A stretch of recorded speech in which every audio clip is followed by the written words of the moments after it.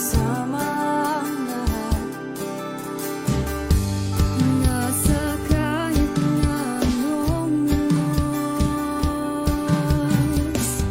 hindi matatanay sa agos. Nangarap, nagsisikap, Niyayakap at pagkakaiba, may kasiyahan, pagmamahalan, at respeto sa bawat isa. Hindi masamang umasa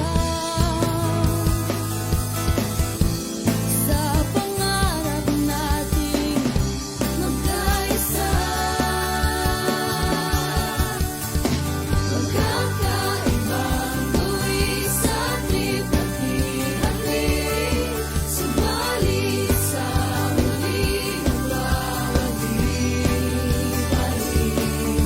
Marami na'y iba-iba ang kulay kilos at salita, subalit sa muling mananalig ang pusong biyuhelyo.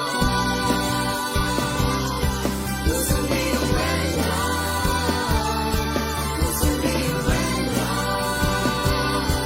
pusong biyuhelyo, pusong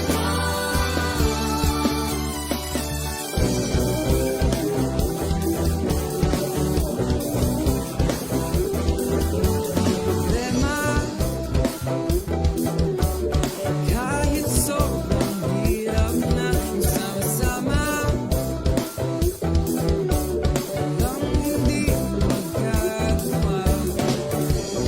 At sa kahit na anong bagyo,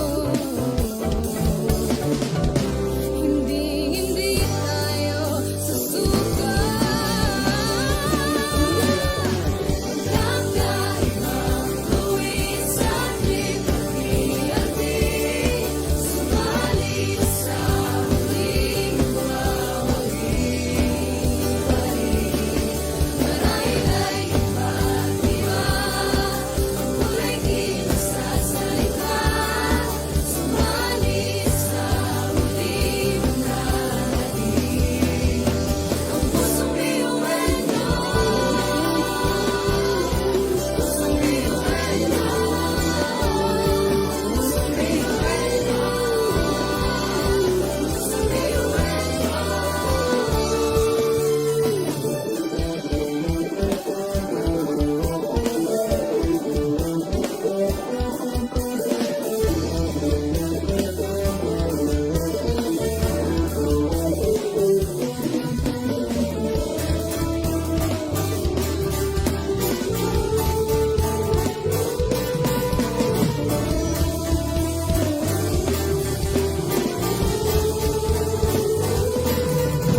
Sa pagsabog ng dilim, liwanag ay kameraso. Muling bumangon at isipin normal ang pagkabigo. Tibayan ang loob sa bawat pagtawa ay tumayo. Batin mo ang pangarap na buong buo. Sa tingin mo kinawawala ng pag-asa, di ka nag-iisa sa hamon ng problema. Kahit na magkakapareho may pagkakaiba, ngunit ang pinagkaiba sa di ng pagkakaisa.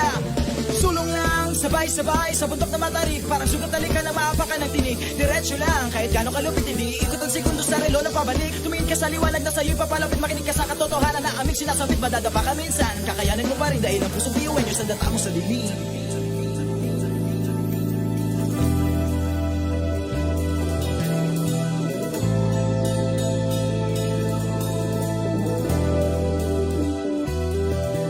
Sa buhangin ng ngiti ang bawat pagsubok,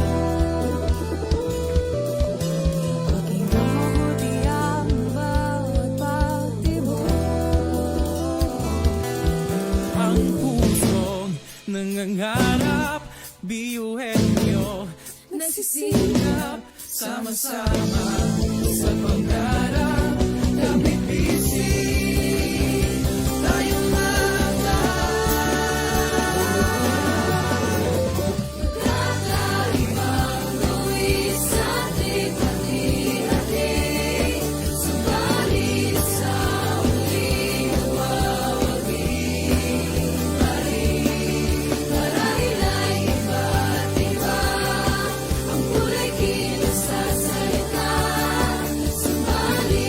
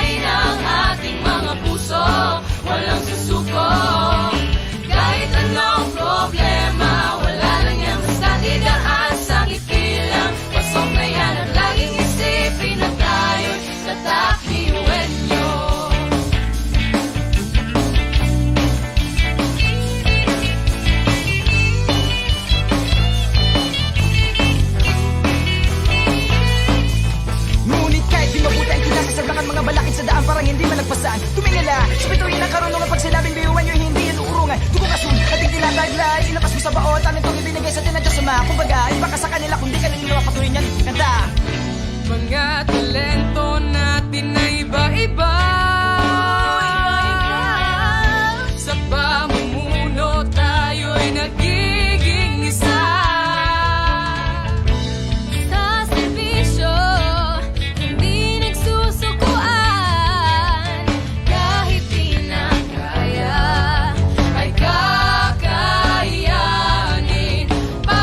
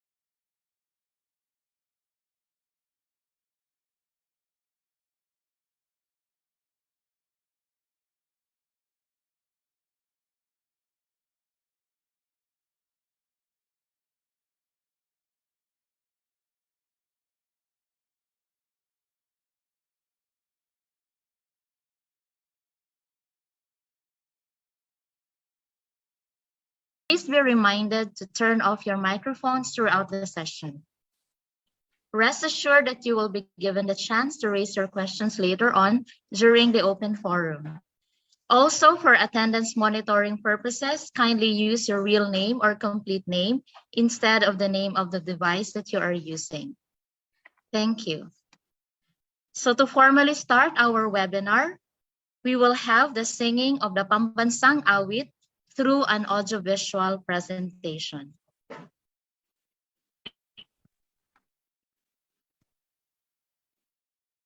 Bayang magiliw, pelas ng silangan, nananap ng puso, sa dibdib mo'y buhay.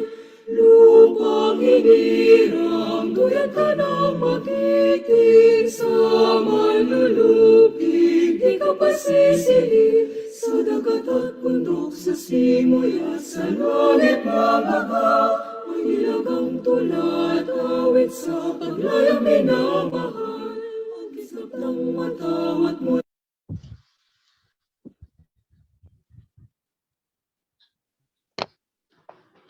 ay tagumpay na nanginginig. Ang bituin na tarang niya, kailan pang mali magdidilim. Lupa ng araw ng ating pagsinta, buhay langit sa piling mo.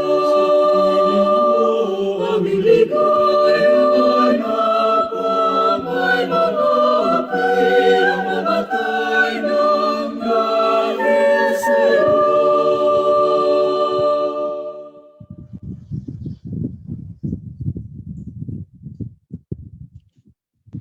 Let us now be one in mind and spirit as we invoke the presence of the Almighty.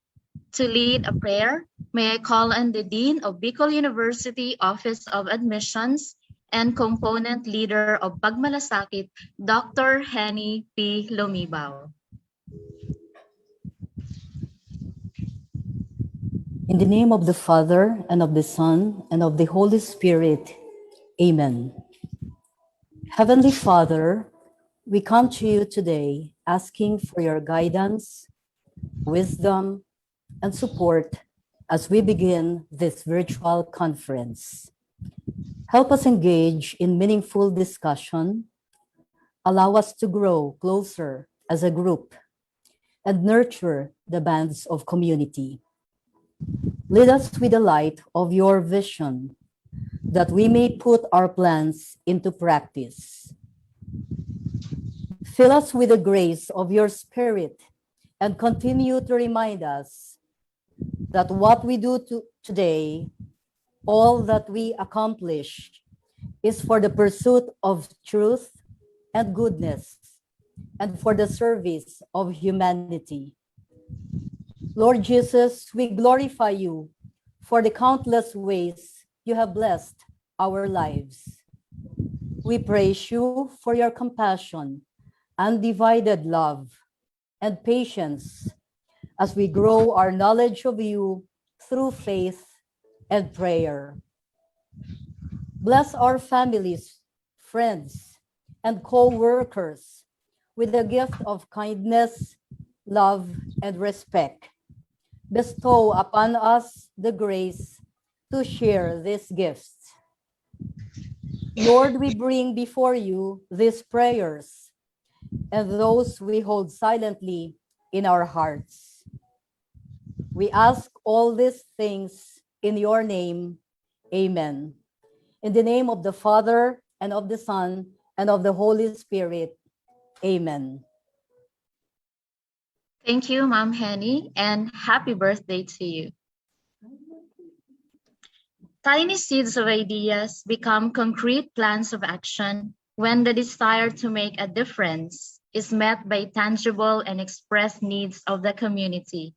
At this point, I'd like to call on the head of the Project Ripples team, the very energetic Dr. Marcia Corazon P. Rico, for the welcome remarks. Hello, everyone. Good morning. How are you today? I do hope you're doing fine, just like me. I'm fine, feeling amazing and happy. It is with great pleasure that I welcome you all to this orientation webinar to jumpstart the webinar series on special and inclusive education.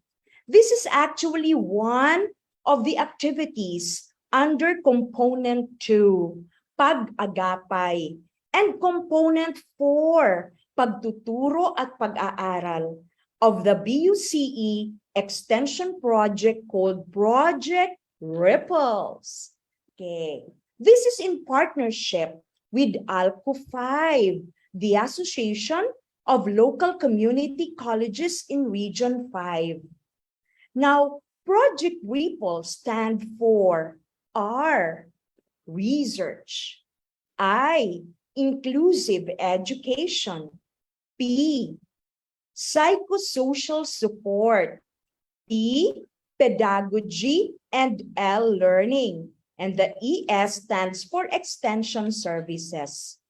You know, Project Ripples was conceptualized after the completion of our research project entitled Preparing Pre-Service Teachers for Inclusive Education. Friends, inclusion and equity lay the foundations for quality education. We help strengthen the capacity of our schools, including our pre-service teachers, our future teachers, to reach out to all learners and create welcoming and inclusive communities. From the project team and from BUCE, let's spread good vibes, good ripples to create sustainable impacts on teacher education.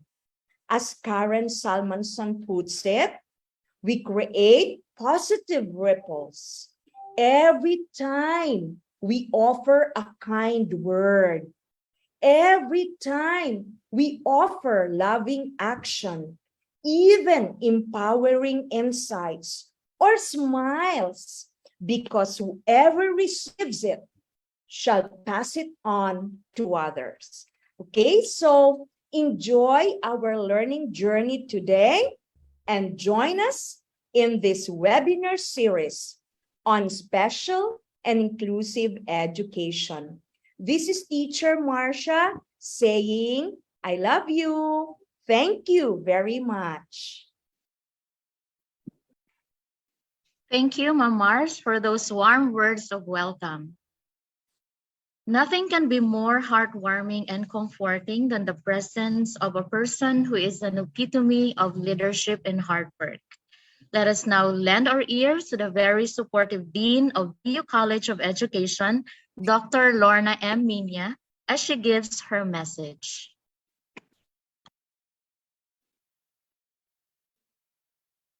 Good morning. Good morning to our resources speaker, Ma'am Omanga, to the officers of ALCO 5, to the participants, and to the organizers, the project team. Good morning to all of you. Let me just give my brief message, which will cover two very important concepts. One is on teacher education. We know that teacher education is very crucial. And for us, offering a teacher education program is a big responsibility and a big challenge, because we are not only producing professionals for the future, but we are producing professionals who will lead in sustaining and improving the future of education in our region and in the country. So it is our responsibility to give our students of the teacher education institutions the best training so that they become the next generation of teachers with a heart for the learners. So the activity that you are having today and for the next activities that you will have under the Project Ripples you will have a lot of insights that will be shared by the different speakers and our experts who will be sharing with you about the teaching or how to be good teachers in the future, or how to train our students to be good teachers in the future. And another concept that I would like to put through is inclusivity. Now, this morning, your topic will be on special and inclusive education. Now, inclusivity does not only refer to providing equal opportunities and resources for people with physical or mental disabilities, but also providing equal access and information on strategies in determining or in developing education, which is in this case, teacher education to our local colleges and universities. The local colleges and universities are our partners in the formation of teachers in the region. So as a teacher education institution that has been here for a long time in the Bicol region, we feel it as our responsibility to share whatever we have with our partners in the local colleges and universities, because we want them to be included in our circle, so that together we will be able to make an impact, as Ma'am Mar said, make an impact on teacher education in the region. So through the efforts of our project team headed by Dr. Marcia Corazon Rico, we hope to accomplish this so that together we will be able to uplift the teacher education and the education in general in the Bicol region. So to all the participants this morning, to our resources speaker and the project team and all other guests, particularly the president of ALCO 5, Dr. Jobert Ofracio, thank you very much for sharing this day with us. Thank you very much for the response to our invitation to be part of this activity. So to everyone, I hope you will have the best of what the day offers. Good morning to all of you. Thank you very much, ma'am, for that very inspiring message. So BUSE, as Center of Excellence, is mandated to take the lead in working with other TEIs to uplift education in Region 5. However, this would not be possible without the full support and cooperation from our partners. We are pleased to have with us on board the highly dedicated president of the Association of Local Universities and Colleges, Dr. Jobert M. Ofracio.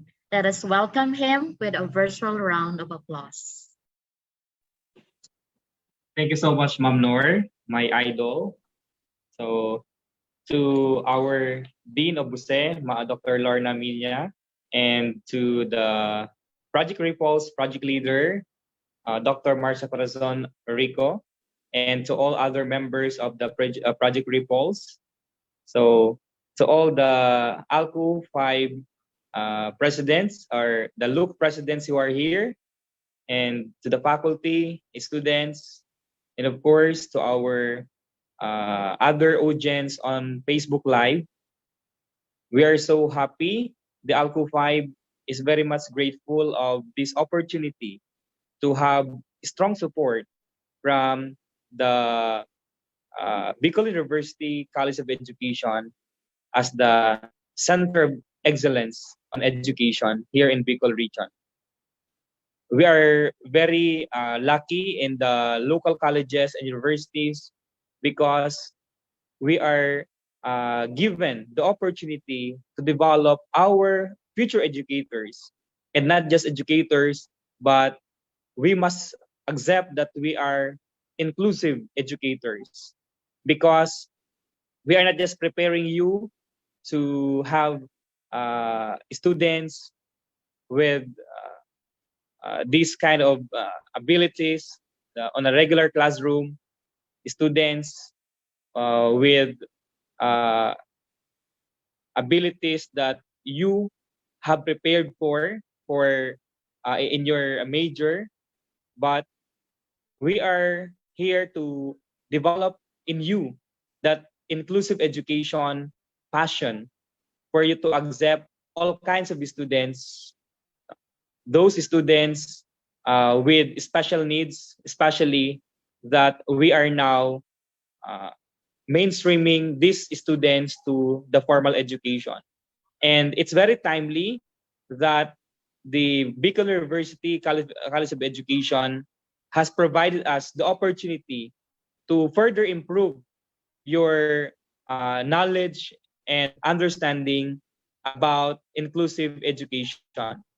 So at the end of the activity, we are expecting that all students would have this heart for inclusive education, not just focusing on our major, not just loving students with these capabilities that we are expecting, but we should be ready for the students who would be with us in our future endeavor as teachers, who will need our special attention and intensive care, so that we will make our classroom a better learning place, an encouraging place where everyone, regardless of race, abilities, and skills, are encouraged to learn and motivated to pursue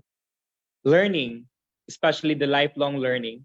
So the ALCO 5 is very happy that the BUSE has given us this opportunity, and let's take most of this opportunity, especially our students, to learn so much ideas from our very able speaker, Ma'am Celestina Umanga.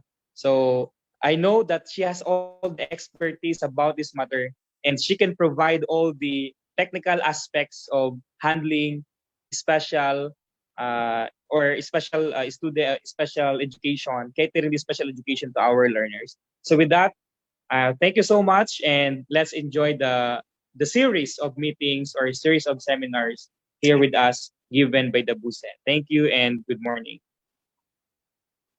Thank you, Sir Jobert. We look forward to more exciting activities under our partnership. So at this juncture, we will be listening to the message from the Director of Bicol University Extension Management Division, who, because of another equally important engagement, could not be with us in real time. Let us all watch the video message of our BU EMD Director, Professor Rowena F. Zoilo.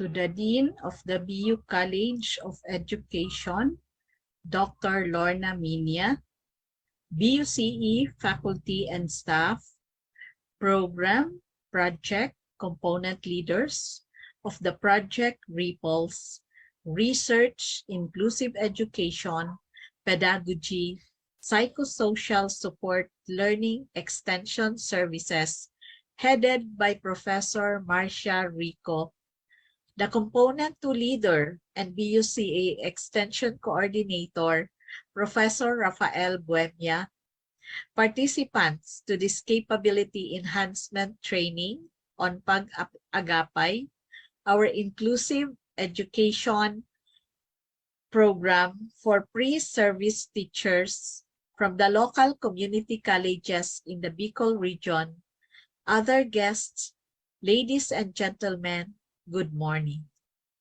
The Bicol University, as the premier state university in the region, is now in the process of charting the future of extension. We are continuously gathering new insights and innovations, including challenges and opportunities in the field. We expect more from extension, research, and innovation today, considering the dynamic world we are living now. The issues and concerns along human health, resilience, inclusive and equitable education, climate change adaptation, and a lot more need to be addressed using different approaches.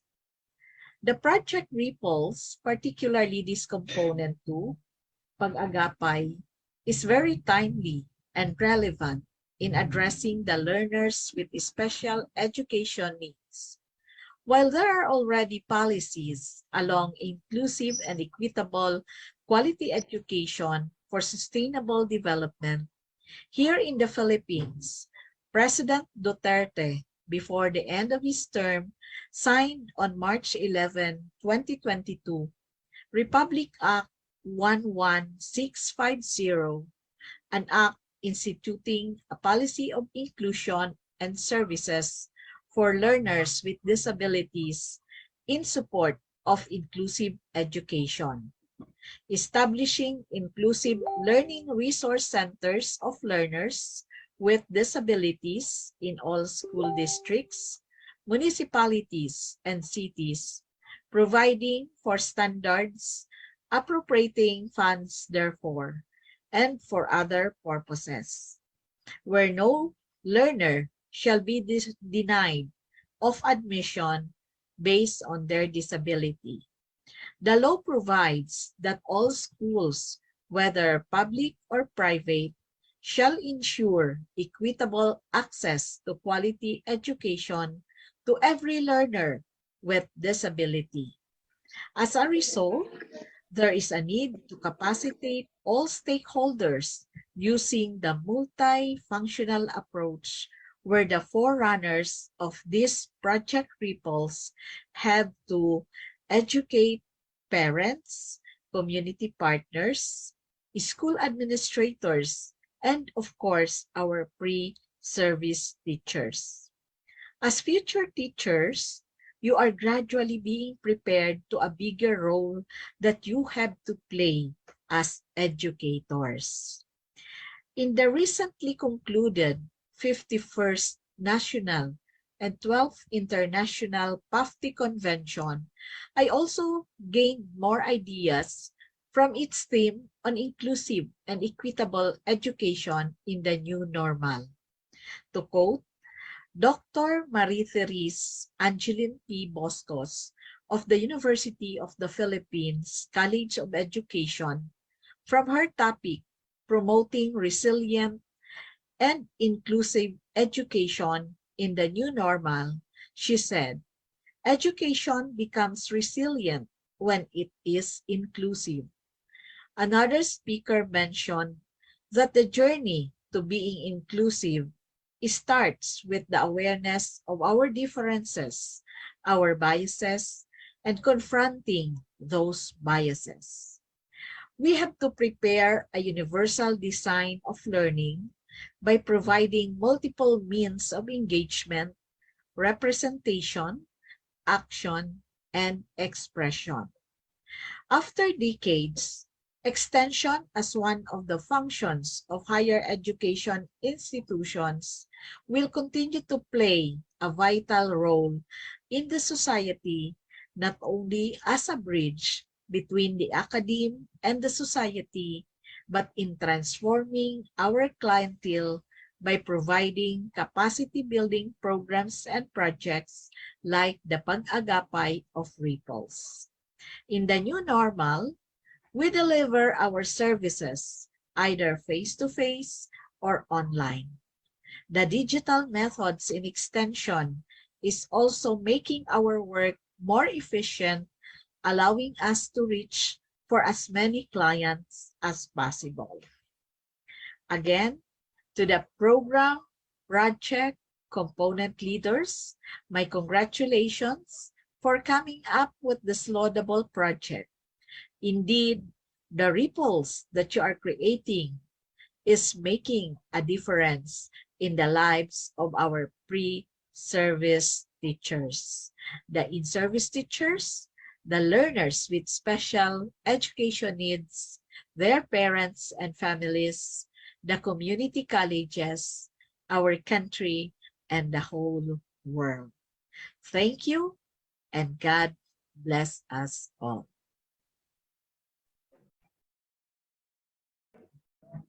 Thank you very much, Ma'am Zoilo, for the inspiration and support. Now, before we proceed further, we will have the photo opportunity with Ma'am Lorna Minya, our Dean, Dr. Jobert of Russia, and other ALCO officers, our participants, the Project Ripples team, technical staff, and of course, all others who are on board today. May we request you to open your videos and, of course, give your best smile as our photos are being taken. Hi, hello, good morning. I'll be the one to take your pictures. And there are 4 panels that I can see ano po here. So I'll start with the first. You just hold on kasi hindi natin alam kung saan talaga kayo naka-position po na panel. So just bear with us. So may we ask you to open please your cameras, and then I will place it in our presentation. Ano po, okay? So first is, sorry. Recording stopped. So sige po. Let me start with panel number 1. Okay, so 1, 2, 3. Sorry.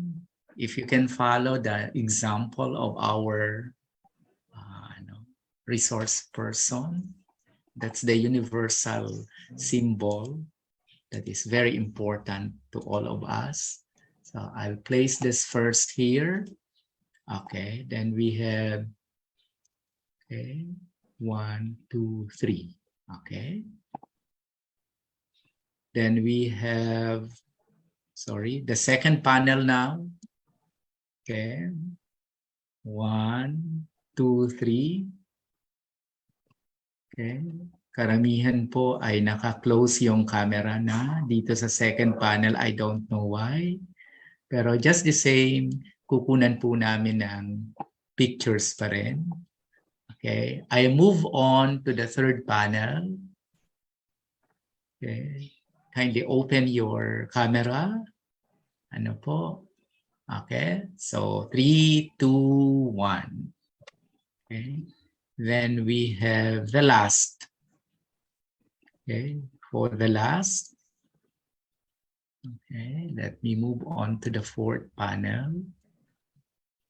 Okay, so 1, 2, 3. Okay.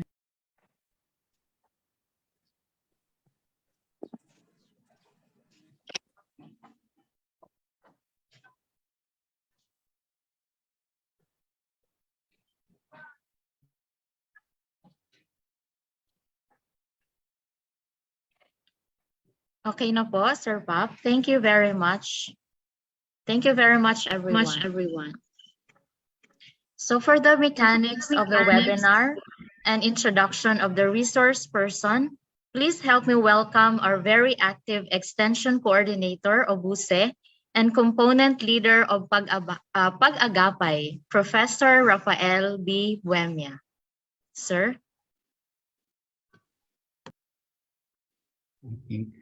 Thank you. Okay, let me first, I'm navigating at the same time. So, okay.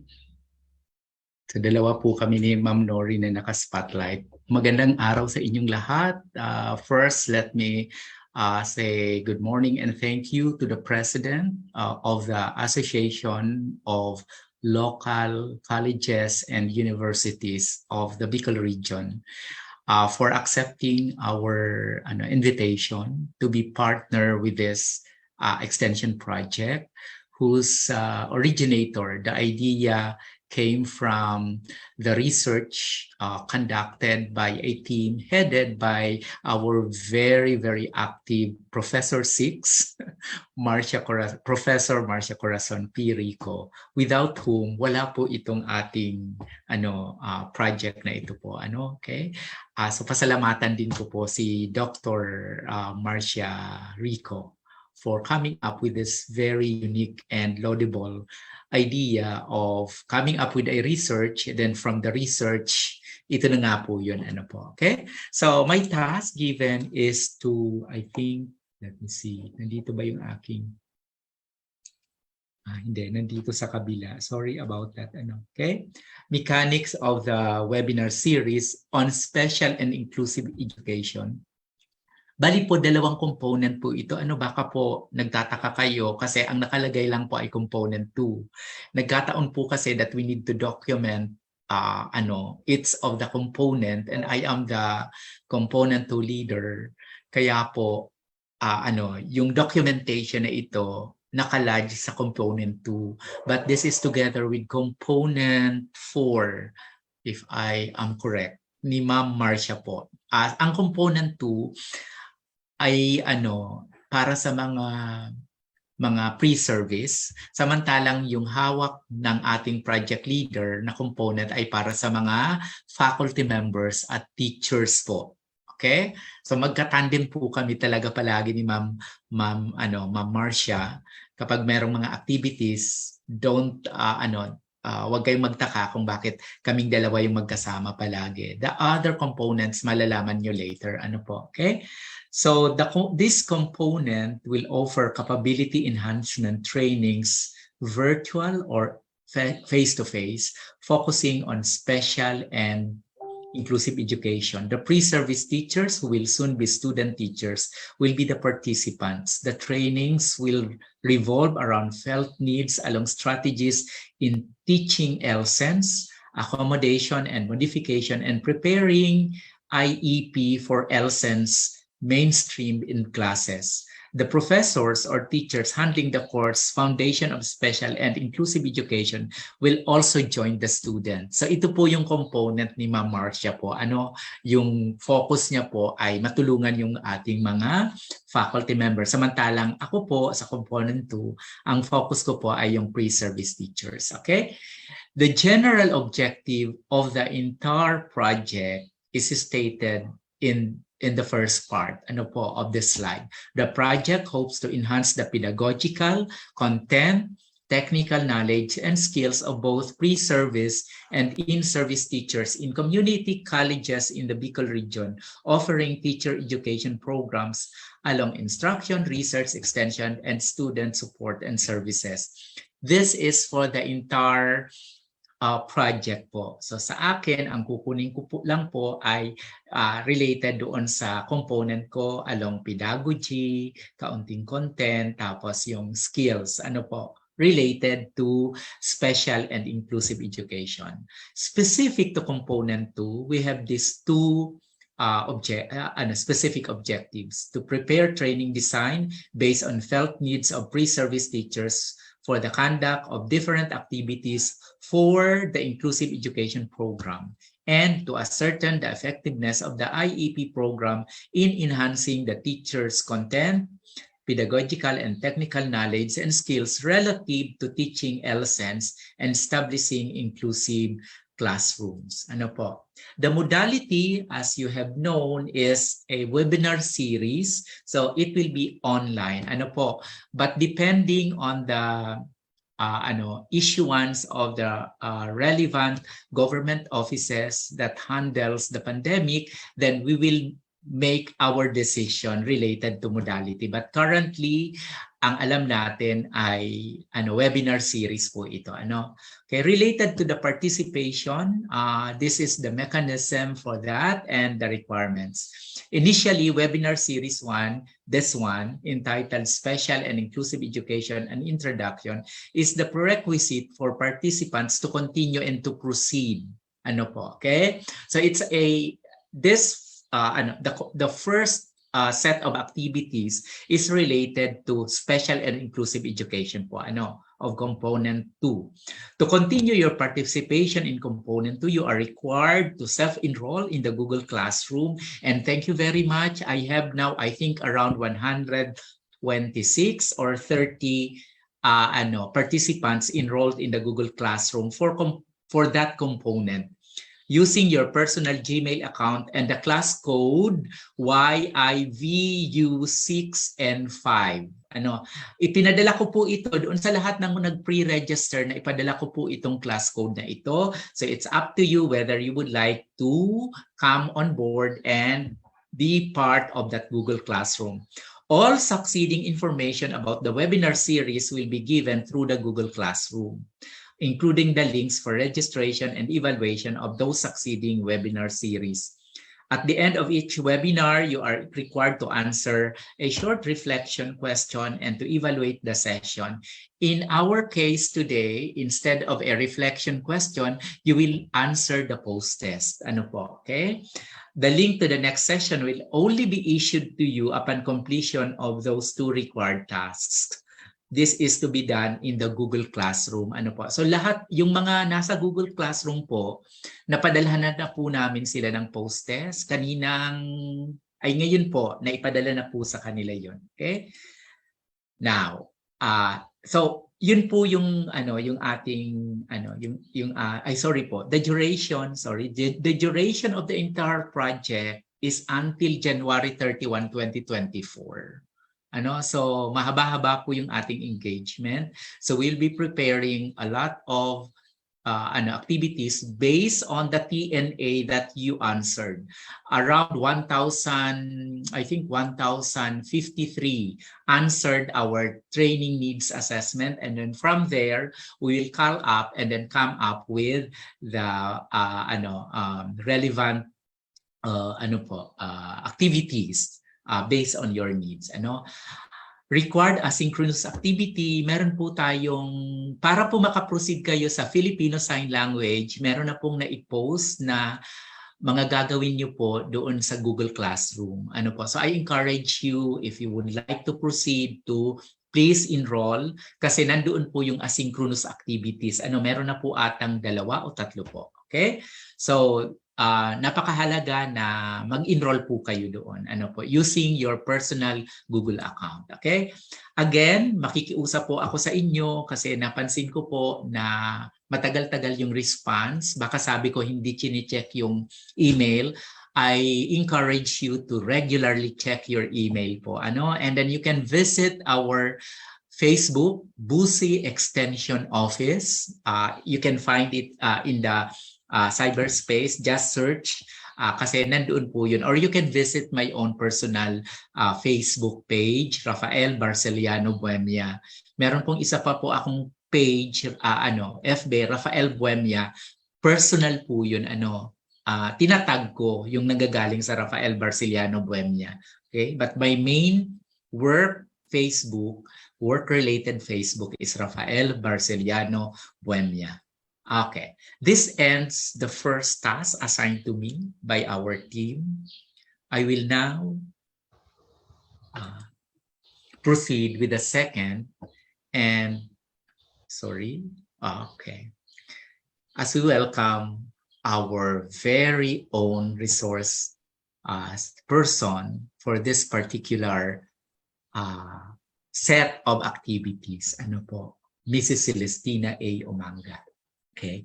She is currently a special education teacher 3 of Legazpi City National High School, Legazpi City. I think around mga more or less hindi na siya bababa sa 10 years sa kanyang current career focus okay?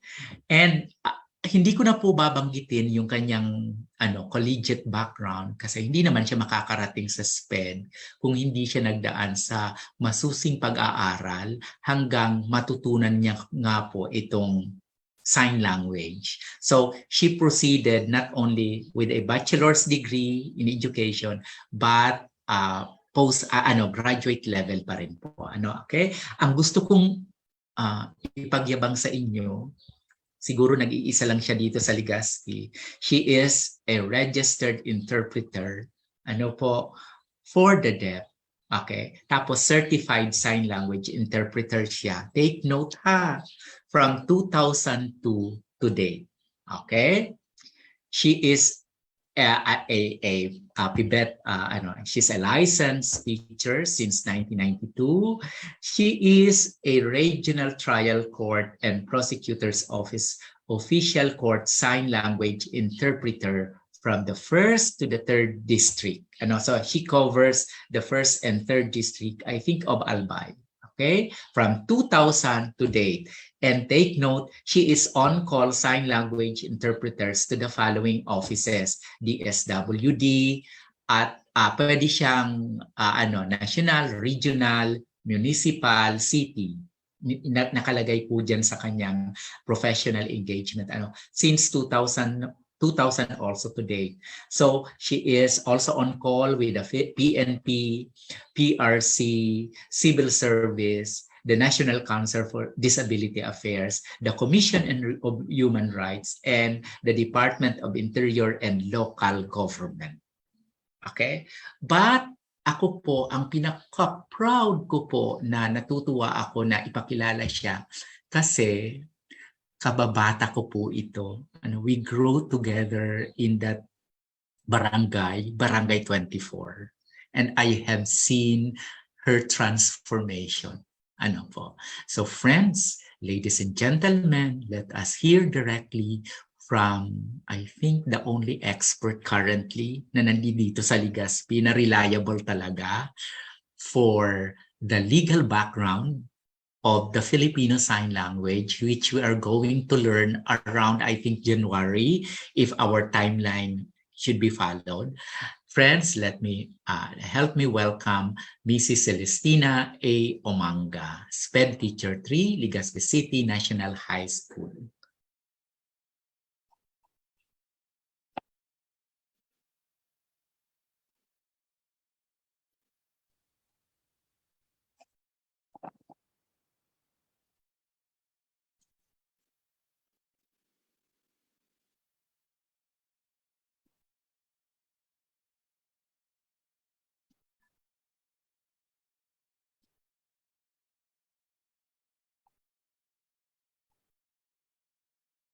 Ma'am Celeste, nakamute ka po.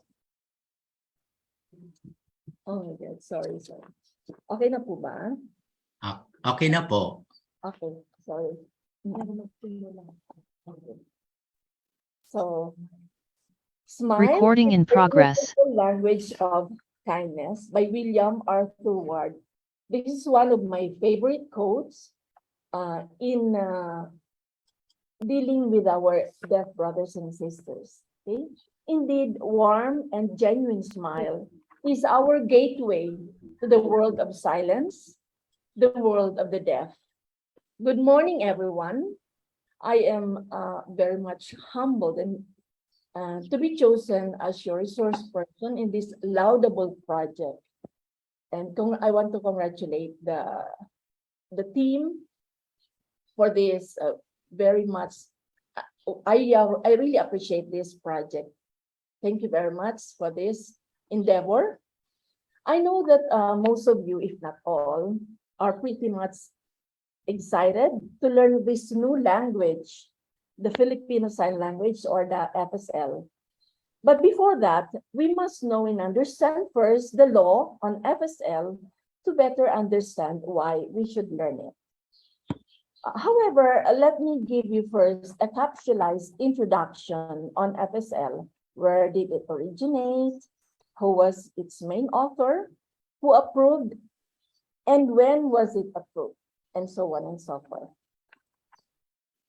Filipino Sign Language, or the Philippine Sign Language, or in Filipino, wikang pasinyas ng mga Pilipino, is a sign language originating in the Philippines way back in 1500s and 90s in Dulag, Leyte. FSL is a true language with complex visual structure. Like the other languages, over 100 recognized by the World Association of Languages, like other languages, examples, Japanese Sign Language, Chinese, Australian, French, and British Sign Language. So in other words, Filipino Sign Language is recognized worldwide. FSL is not the same with the Filipino spoken word or written form. It has no tenses of the verb. For example, the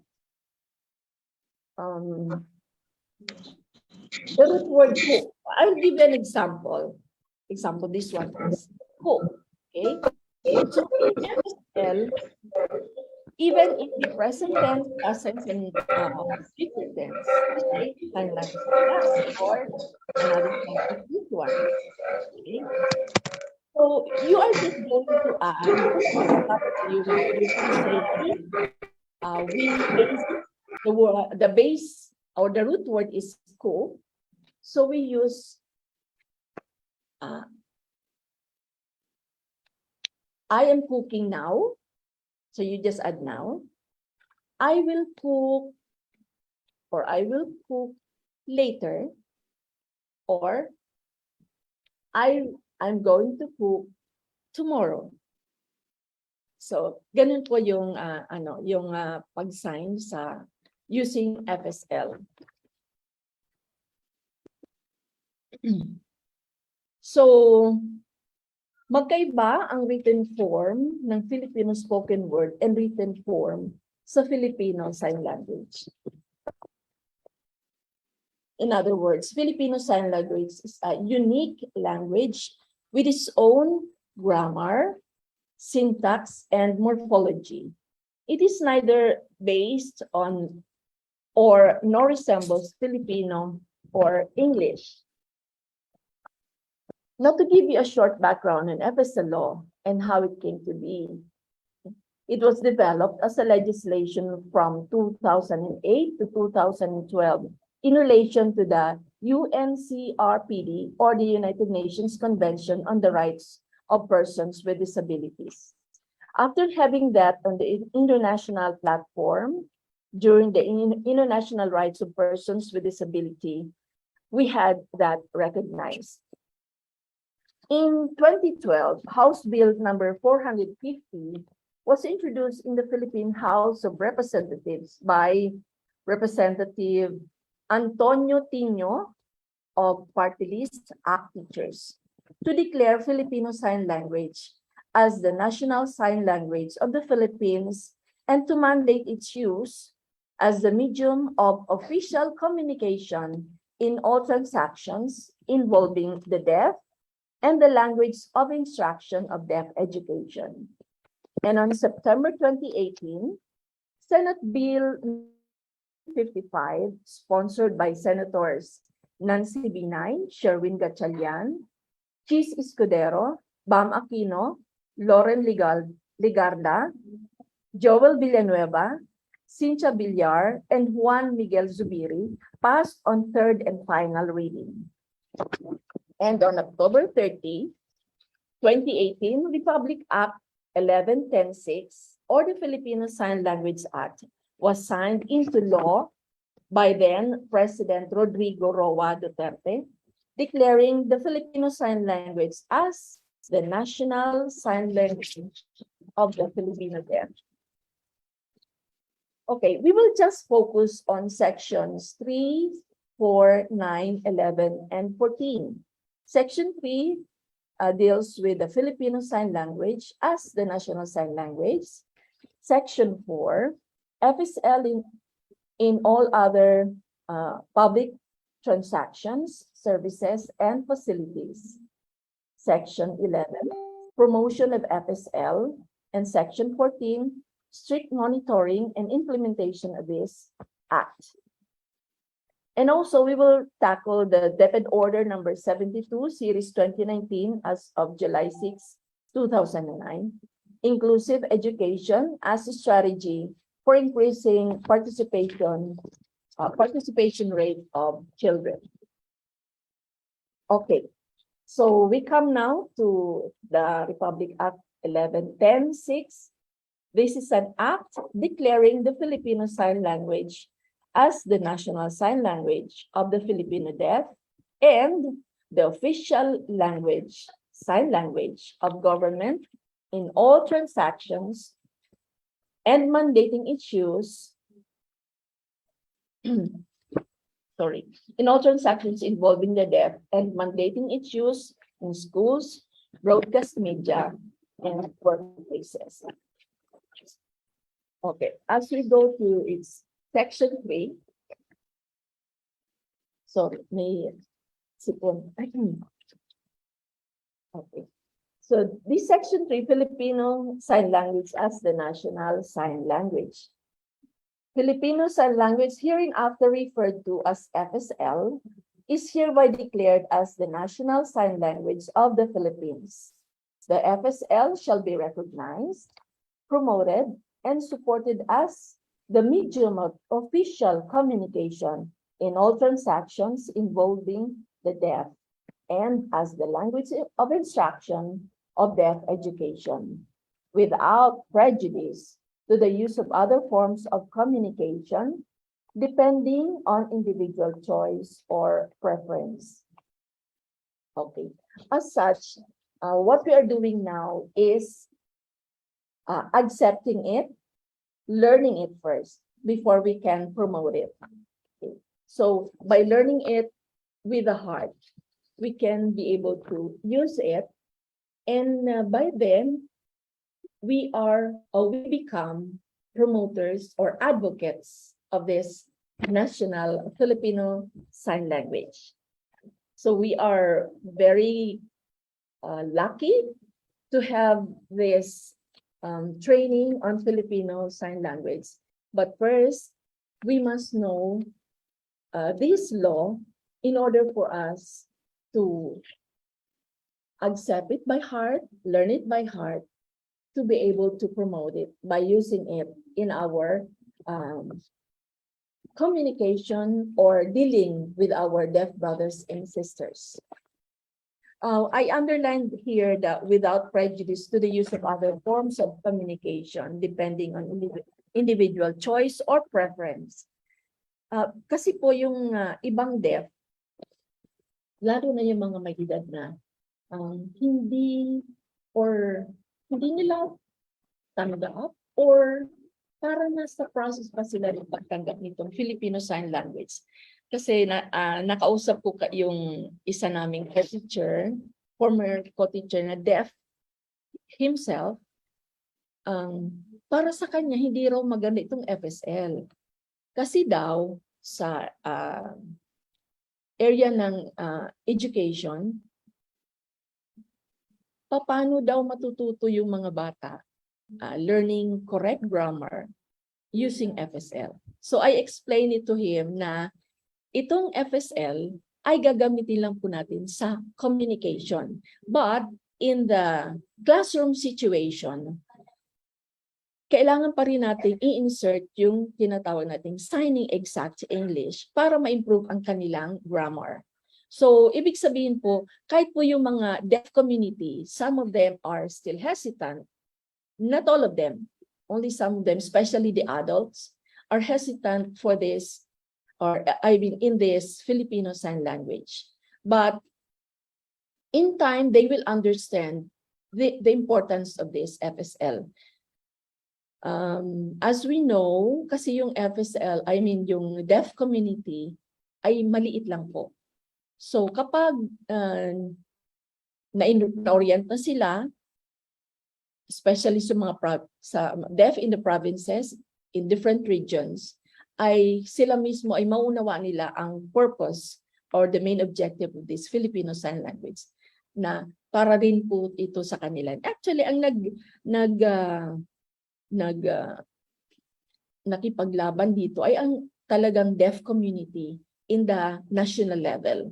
Kaya yung mga nasa region, hindi pa nila gaanong gamay kung ano nga ba itong Filipino Sign Language. Medyo makitid pa yung pagkakaintindi nila dito. So in other words, we still have to respect the preference of the deaf community, especially the students, kung ano talaga ang gusto nilang gamitin. Okay? So we go now to section 4, Filipino Sign Language in Education. Letter A, medium of instruction and curriculum. The Department of Education, or the DepEd, the Commission on Higher Education, or the Technical Education Authority, or the TESDA, and all other national and local government agencies involved in the education of the deaf are tasked to henceforth use and coordinate with each other on the use of FSL as the medium of instruction in deaf education. Okay, so dito naman po,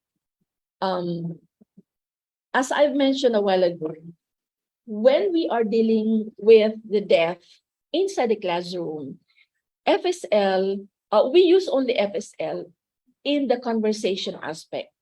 Okay, since as I've mentioned a while ago, FSL has its own syntax morphology. And that's why, according to Dr. Lisa Martinez, one of the linguists who studied FSL, sabi niya, actually, FSL is not a language, okay, but an expression.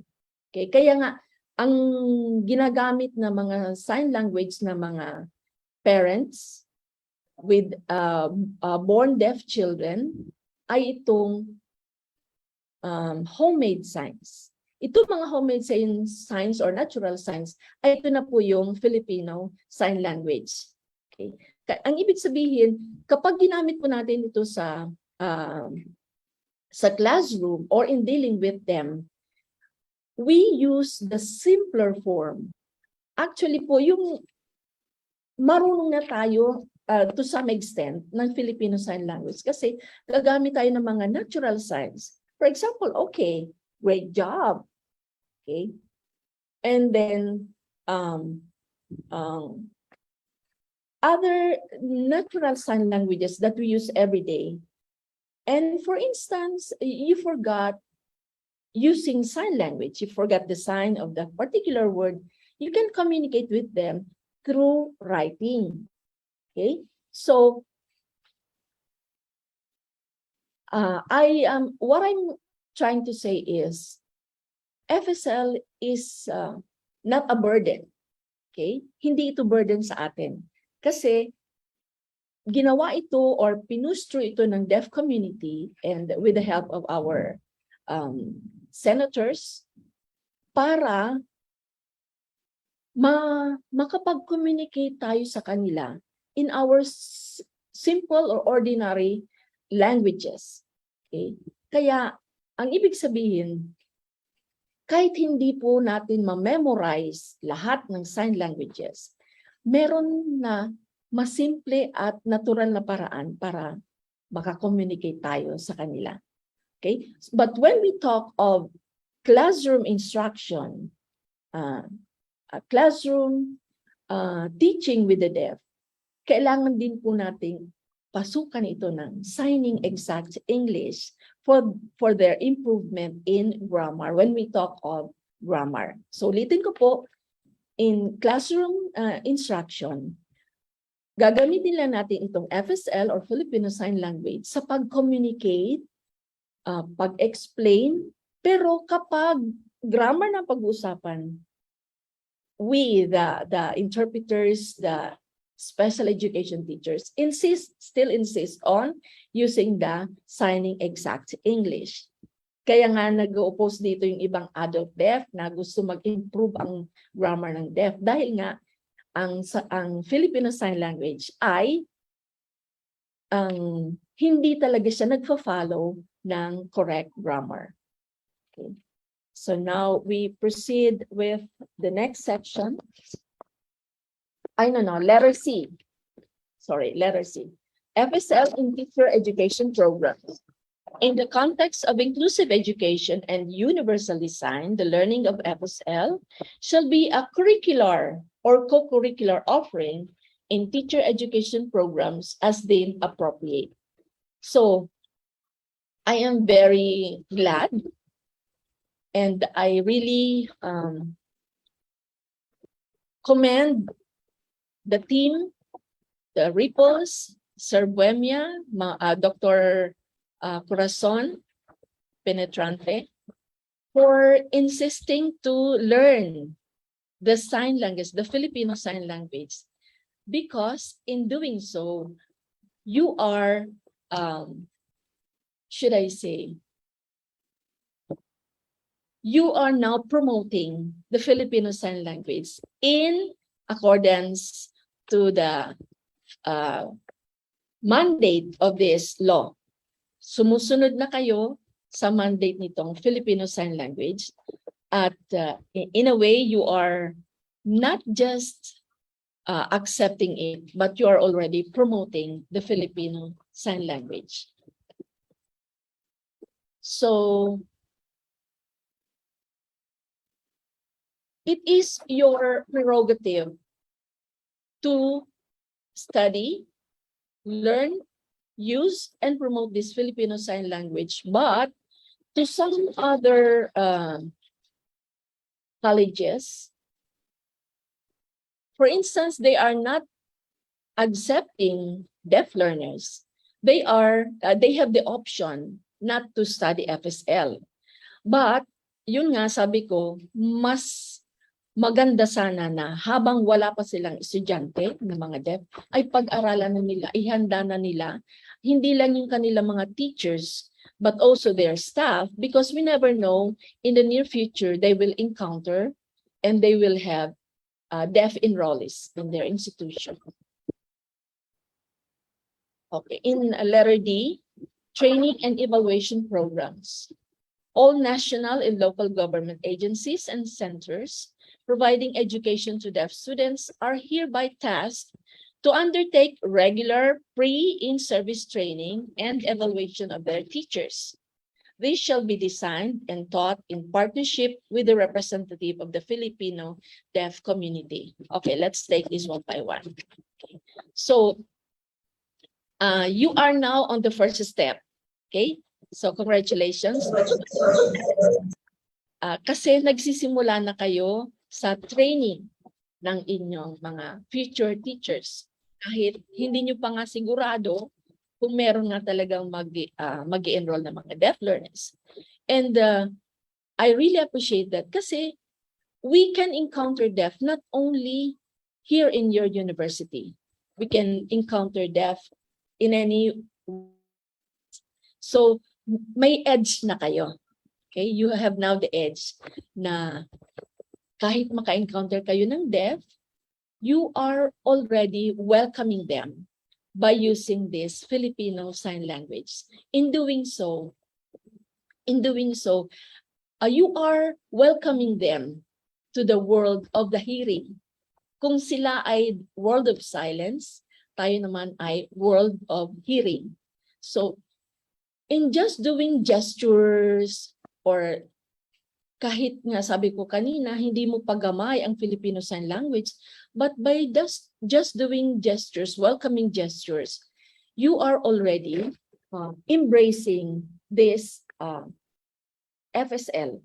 Kasi sabi ko nga, ang FSL ay merong mga natural signs lang na ginagamit na natin at pwede natin gamitin sa kanila para maintindihan nila ang yung message sa kanila. Okay?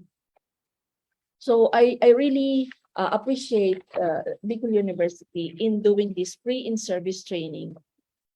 At as alam niyo naman po na ongoing ito, hindi lang ito isang upuan lang. Okay, this will be a series of trainings.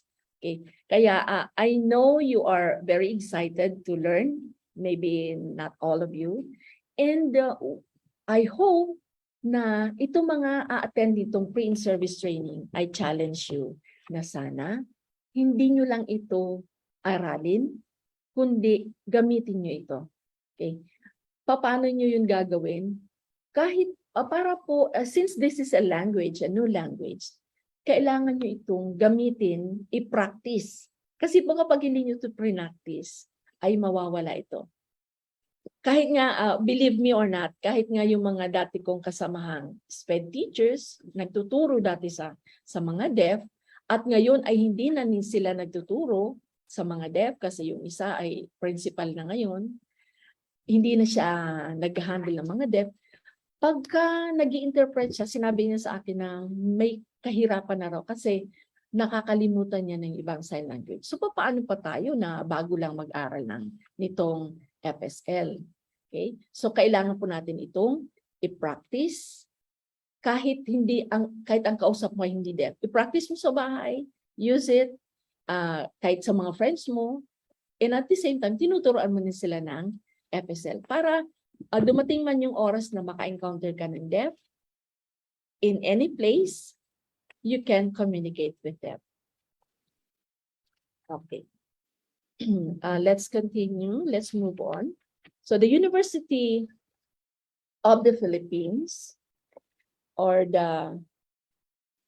together with the Commission sa Wikang Filipino, or WKP, Professional Sign Linguistics and Linguistics Researchers, in collaboration with the CHED and the DepEd, and the Early Childhood Care and Development, or ECCD, Council, shall develop guidelines for the development of training materials in the education of the deaf for use by all state universities and colleges, as well as their teachers and staff.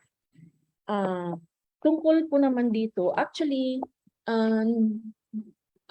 meron ng move na ginagawa ang Central Office. Talagang they are preparing these materials para magamit, i-download, maibaba sa SUCs or the state universities and colleges. Pero natuwa ako kanina yung sinabi ni Professor Pab niya na kayo daw ay gagawa din ng design, teaching design, or training materials for the education of the deaf. I really am surprised to know that na kayo mismo ay may plano kayo na gumawa ng sarili ng training materials. Okay. And sana makatulong ako doon. Okay. Okay, next po, we go to the section 9. Section 9 po muna tayo. Filipino Sign Language in all other public transactions, services and facilities. All national agencies, including government-owned or controlled corporations or GOCCs, and local government units or LGUs are hereby directed to use FSL as a medium of official communication in all public transactions involving the deaf. Qualified FSL interpreters and accessible materials shall be provided whenever necessary or requested during fora, conferences, meetings, cultural events, sports, competitions, community affairs, and activities conducted by the government agencies and GOCCs. So actually po, ginagawa na natin ito dito sa lungsod ng Legazpi. Okay? Sa bawat activities, lalo pa merong mga deaf or kaya ito ay live on Facebook, we are already having interpreters para maintindihan po ng deaf community ang activity or kung ano man ang nangyayari sa program, because it is their right to know what is happening in the program or what are the activities ng ating ng city. Okay, so ibig sabihin kahit minsan hindi sila involved, but they have the right to know the programs and activities of our local government. Okay, now we proceed with section 11. Sorry, hindi ko po pala nailagay yung section 9. Okay. Strict monitoring and implementation of this act. The monitoring and implementation of this act shall be strictly upheld. For this purpose, an interagency council is hereby created, which shall consist of one representative each from the CHR, the CWC, the PCW, the KWF, and the FSL organizations or institutions. The Interagency Council shall make an annual report on the monitoring and implementation of this act, and the copy of which shall be submitted to both houses of Congress and published in accessible formats in their respective websites and through other means necessary to serve the purpose of effective dissemination. Ito ang medyo mabigat dito. Failure to comply with any of the provisions of this act shall be a matter that can be referred to the Civil Service Commission, DILG, Sandigan Bayan, or Office of the Ombudsman, or other pertinent offices or bodies for appropriate sanctions pursuant to existing laws and regulations. Okay, so sa aspeto pong ito, ligtas kayo kasi ngayon pa nga lang po ay pinopromote nyo na ito by learning the Filipino Sign Language and teaching this to your future teachers in this institution. Okay, so we are now going to proceed to the Department of Education Order number 72, Series 2009, on inclusive education as a strategy for increasing participation rate of children. Okay, let's have number 1. Special education in the Philippines has only served 2% of the targeted 2.2 million children with disabilities in the country who live without access to a basic human right, which is the right to education. Most of these children live in rural and far-flung areas whose parents need to be aware of educational opportunities that these children could avail of. This is very true po, as I've experienced, na marami pa rin ang mga magulang, yung mga nasa far-flung barrios or far-flung areas na hindi pa nila alam na meron na palang special education para sa kanilang mga anak. Actually, one of our outreach program, dyan lang po sa Mayrawis, napakalapit sa aming school, okay? Sa Legazpi City National High School. Nung naglalakad kami, meron ako nakitang batang sumisilip doon sa bintana. So I asked one of yung kasama naming barangay official. Sabi ko, sino ang bata yun? Kasi napansin ko agad na meron siyang sa feature niya pa lang, alam ko na meron siyang disability. And by the way, before I forget, we can address them now as persons with disabilities, or hindi na daw natin kailangan pang tawagin silang special. Kasi daw pag ginamit natin yung term na special, it is a discrimination on their part. Kasi sa ngayon daw yung PWD community, accepted na nila na tawagin silang persons with disability. Kaya po yung LSENS na dating address natin sa kanila, LSENS stands for Learners with Special Educational Needs. Ngayon po, ang tawag na sa kanila, bago na naman, okay? Learners with Difficulty. Sinorte na, LWDs, Learners with Difficulty. Okay? So ngayon, balik tayo dun sa kinikwento ko kanina. So sabi nung barangay official, itinatago yung bata kasi kinahihiya ng pamilya. So nakakalungkot po yung ganong sitwasyon na hanggang sa ngayon meron pa palang ganoon na pamilya na hindi nila matanggap. So ibig sabihin, ang problema po dito, hindi lang malayo, kundi hindi tanggap ng magulang na ang kanila na sila ay merong anak na may kapansanan. Okay. So yun ang nakakalungkot na part. At hindi rin po nalalayo nung naglalakad ako doon papunta sa Civil Service Commission. Meron naman akong nadaan ng bahay doon na nakita ko rin isang bata, magti-teenager na siya, na hindi rin pinapapasok sa paaralan dahil ikinahihiya ng magulang.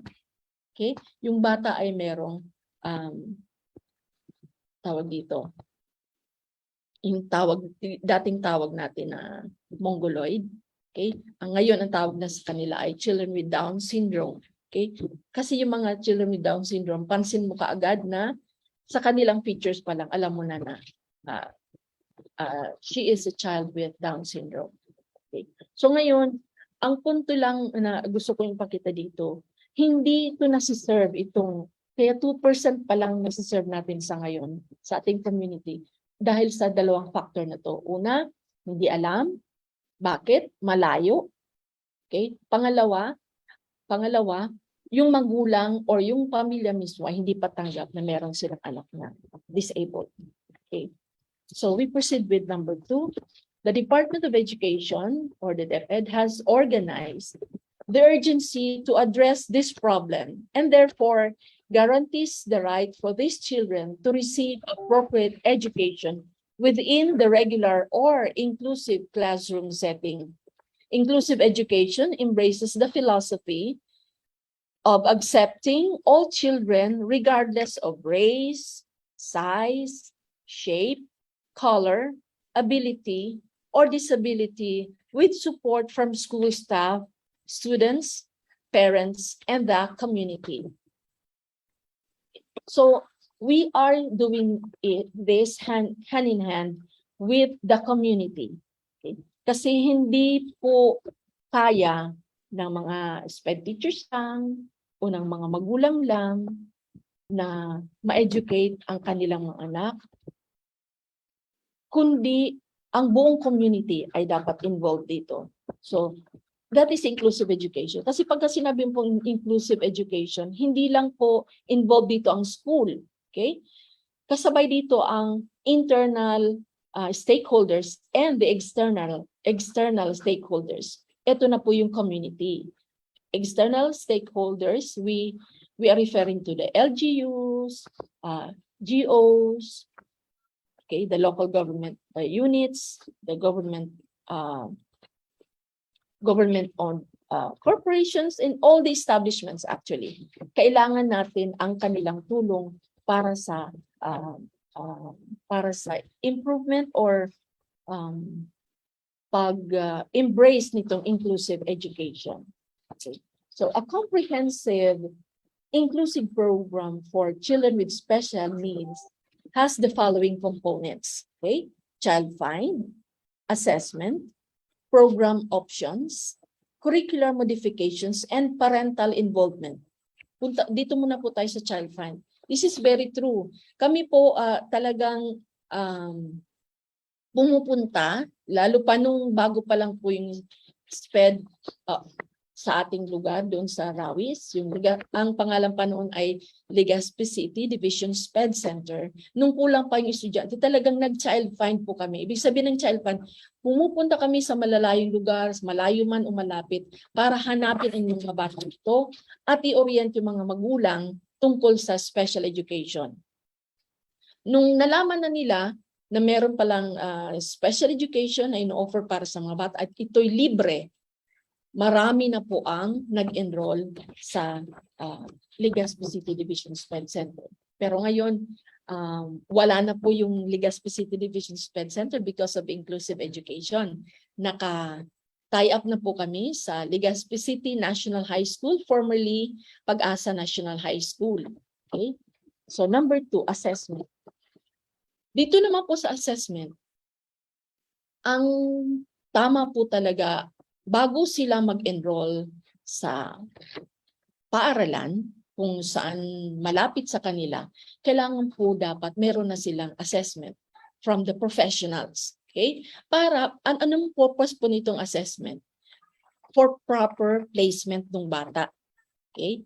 Kasi, sa special education, kami ring mga SPED teachers, meron kaming kani-kanyang specialization, field of specialization. Kagaya ko po, ang field of specialization ko po ay ang mga hearing or children with hearing impairment or the deaf, mga deaf.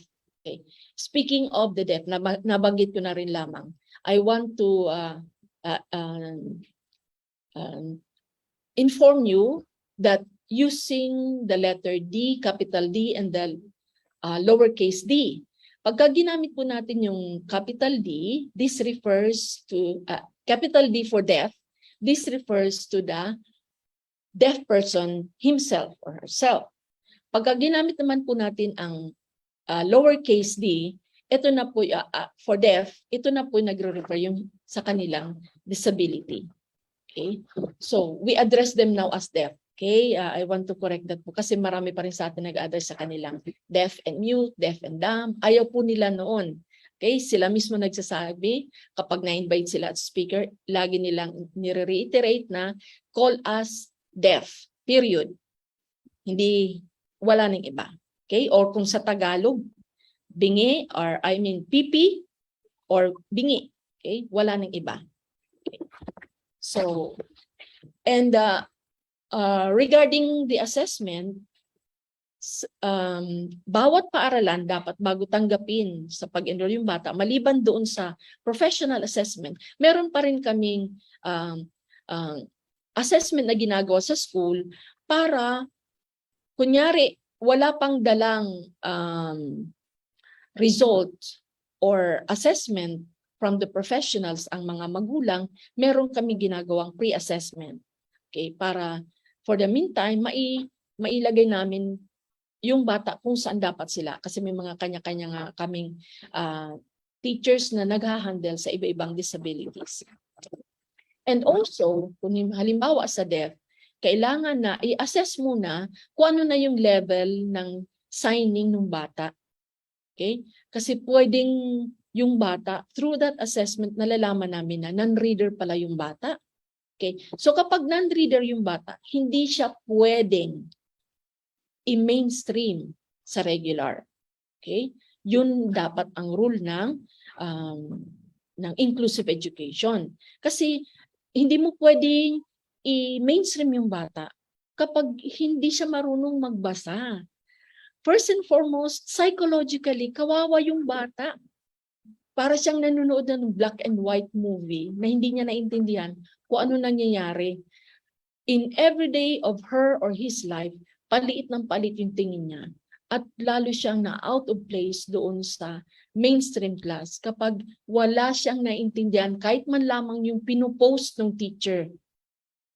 So it's a no talaga na i-mainstream yung bata na hindi marunong magbasa. So yun po ang purpose ng assessment. Pagka nalaman namin na non-reader yung bata, kahit ng sign language, ay doon namin siya dadalhin sa transition class na kung saan ang pinakang focus doon ay vocational training. Okay? Now we proceed to number 3, the program options. Ito namang program options, yun nabanggit ko kanina, saan ba sila pwede ilagay? Sa mainstream, pwede ba sila? Kaya ba nila yung maka-adjust sa demands ng regular curriculum? Or hindi nila kaya? Doon sila, pagka hindi nila kaya, yung kanina sabi ko, yung result ng assessment, doon sila ilalagay sa transitional vocational class. Okay, so yan ang program options para sa kanila.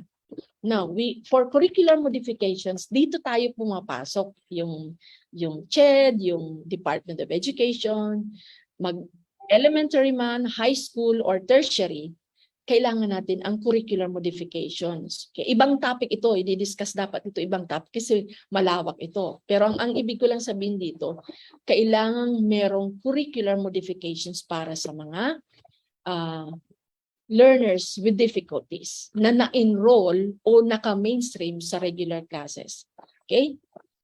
Sana magkaroon tayo ng time na mag-discuss ng curricular modifications para maramdaman ng bata na, kahit pala ako deaf, ay pwede ako dito sa hearing o sa regular class. Kasi binibigyan ako ng modification or ng acceptance in a different way na hindi naman masasabi na kinakaawaan ako.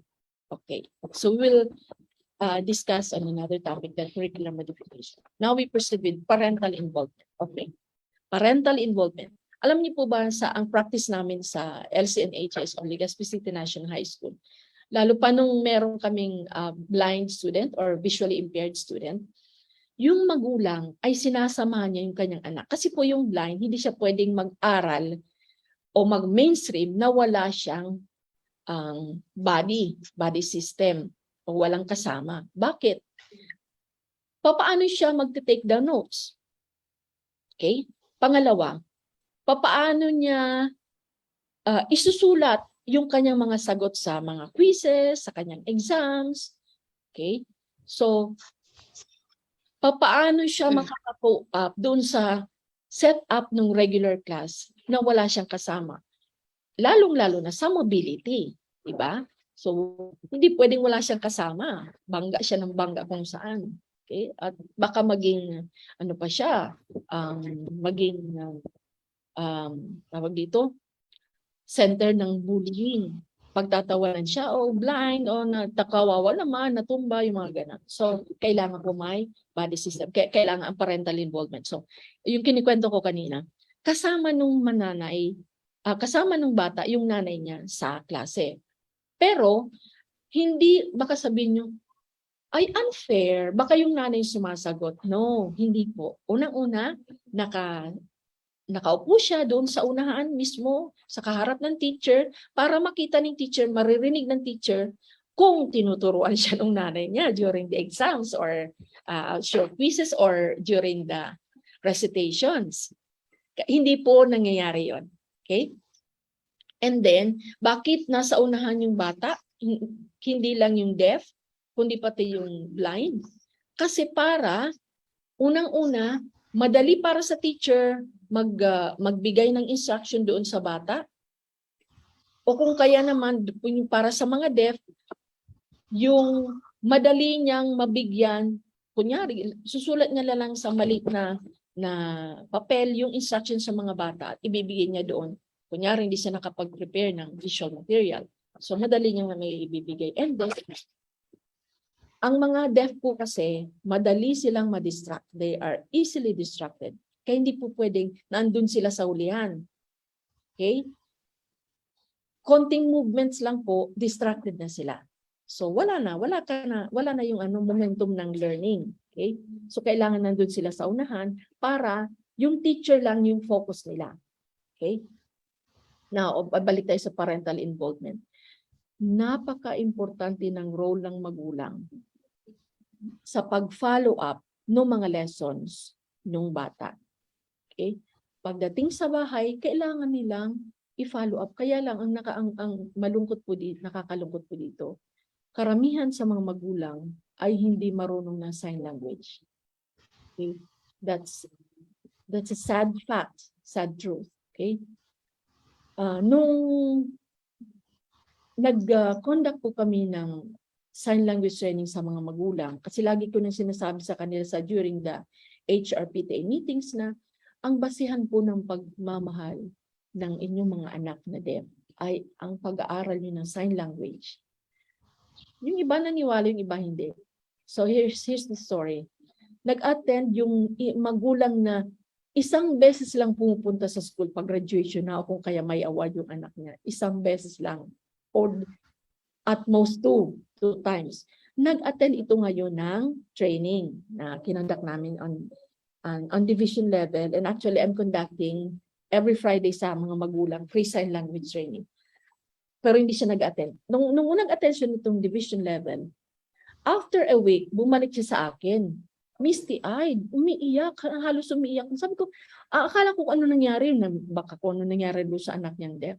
Yun pala, sabi niya, ang sabi niya lang sa akin, tama ka po pala, ma'am, na ang basihan ng pagmamahal nila ay mag-aral kami ng sign language para magkaintindihan kami. As simple as that.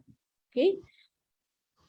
Ngayon, sabi niya, alam niyo ma'am, ngayon, niyakap niya na ako, sumusunod din siya sa akin, ngumingiti na siya sa akin, nakikipag-usap na siya sa akin. So, yun ang sinasabi ko na parental involvement is very much important. Sila muna ang kailangang mag-aral. Kung tutusin, bago nga tayo na mga hearing, na mga hindi naman talaga directly involved sa kanila. Dapat talaga yung magulang muna ang mag-aaral ng sign language para magkaroon sila ng communication. Okay? So much for that. Let's proceed to enclosure number 2, to method order number 72 and 2009. Don't you worry, marami pa tayong pag-uusapan tungkol dyan when we proceed with the following webinars. Okay? The roles of the regular teachers. Accept the idea of IE. IE stands for inclusive education. Okay. Number 2.2, support school plans for IE or inclusive education. Okay, that's the meaning of IE. And then 2.3, establish a wholesome relationship with SPED teachers. Okay, let's take first, accept the idea of inclusive education. Okay. Actually, what you're doing now is you are accepting the idea of inclusive education. By attending this webinar or this orientation, this is the first step in accepting the idea of inclusive education. Okay? So sa inclusive education, marami po tayong magtutulong-tulong, hindi lang ang mga teachers, kundi pati ang staff ng Bicol University, kasama natin lahat. Lahat tayo, pati ang mga non-teaching personnel, kasama dapat dito sa pagtanggap nitong inclusive education. Sa pag-aaral ng Filipino Sign Language. Okay? 2.2, support school plans for inclusive education. Alam ko pong ginagawa na ito na Ma'am Marcia and Sir Pap, ginagawa nila itong school plans for inclusive education. Yung sinabi niya nga kanina ni Sir Pap, meron pa kayong gagawing IEP, Individual Educational Plan. Wow, that's amazing. Kasi ang gumagawa niyan ay mga SPED teachers. At kayo dito sa BIO ay may planong gumawa ng IEP. Wow, congratulations for that. Okay, and good luck. Another one is to establish a wholesome relationship with SPED teachers. Itong ginawa niyo po na nakipag-coordinate kayo sa aming principal at sa amin na SPED teacher. This is already establishing a relationship with us. Okay? Kasi po, sabi ko nga, ang inclusive education ay ang big community, ang tulong-tulong na gagawa dito at magpapatupad. Okay? Next, number 4, roles of non-teaching personnel. Nabanggit ko na kanina. Kaya po dito sa non-teaching personnel, the act as supporting arm for inclusive education, attend meetings, forum, conduct in this way. Ibig sabihin, sa darating na mga webinars, sabi ni Sir Pap, kayo daw ay kasama rin sa mag-aaral ng Filipino Sign Language. And what you're doing now actually is accepting this FSL, and you are trying to learn it so that you would be able to promote, because you cannot promote it without learning it first. Remember, we cannot give what we do not have. Okay, so let me end this session by another beautiful quote from Dr. Ivan Lovaas. If a child cannot learn in the way we teach, we must teach in a way the child learns. Okay. So in learning Filipino Sign Language, we are teaching them in another way, in a way that the child will learn from us. Thank you very much and good morning.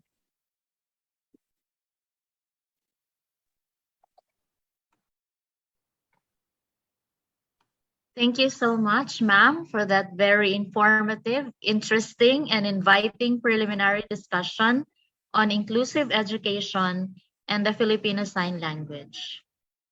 So I'm sure that Ma'am Omanga's talk has sparked something in us, be it interest, curiosity, or a thirst for more. So at this point, we will have the open forum. Kindly click the raise hand button if you want to ask a question, or maybe you could also input your queries using our chat box. Would that be okay?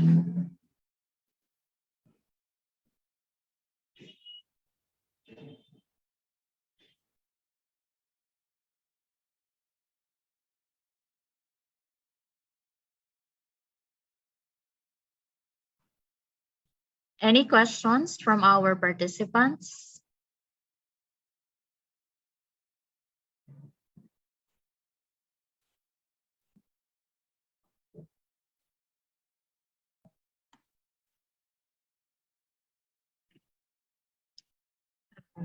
Yes, we have here a question from ma'am or sir. Sorry, I can't identify the gender. Kindly unmute po. From Teacher Borromeo. Good evening, everyone, and would like to personally thank the team for this webinar. Really, the talk really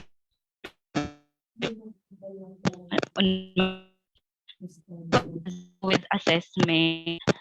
A regular known as high school, maybe because of the pandemic that we were assessed, but in the so with this work, our intervention, the but then out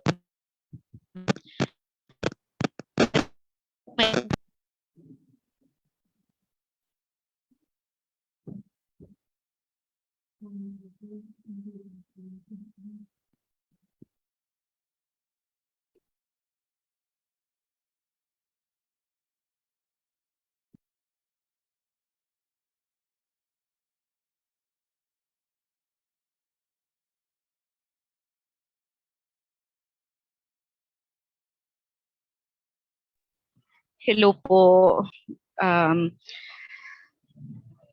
Yung question ko po something to do with assessment. Currently, nagkakandak po kami ng intervention para sa leaders.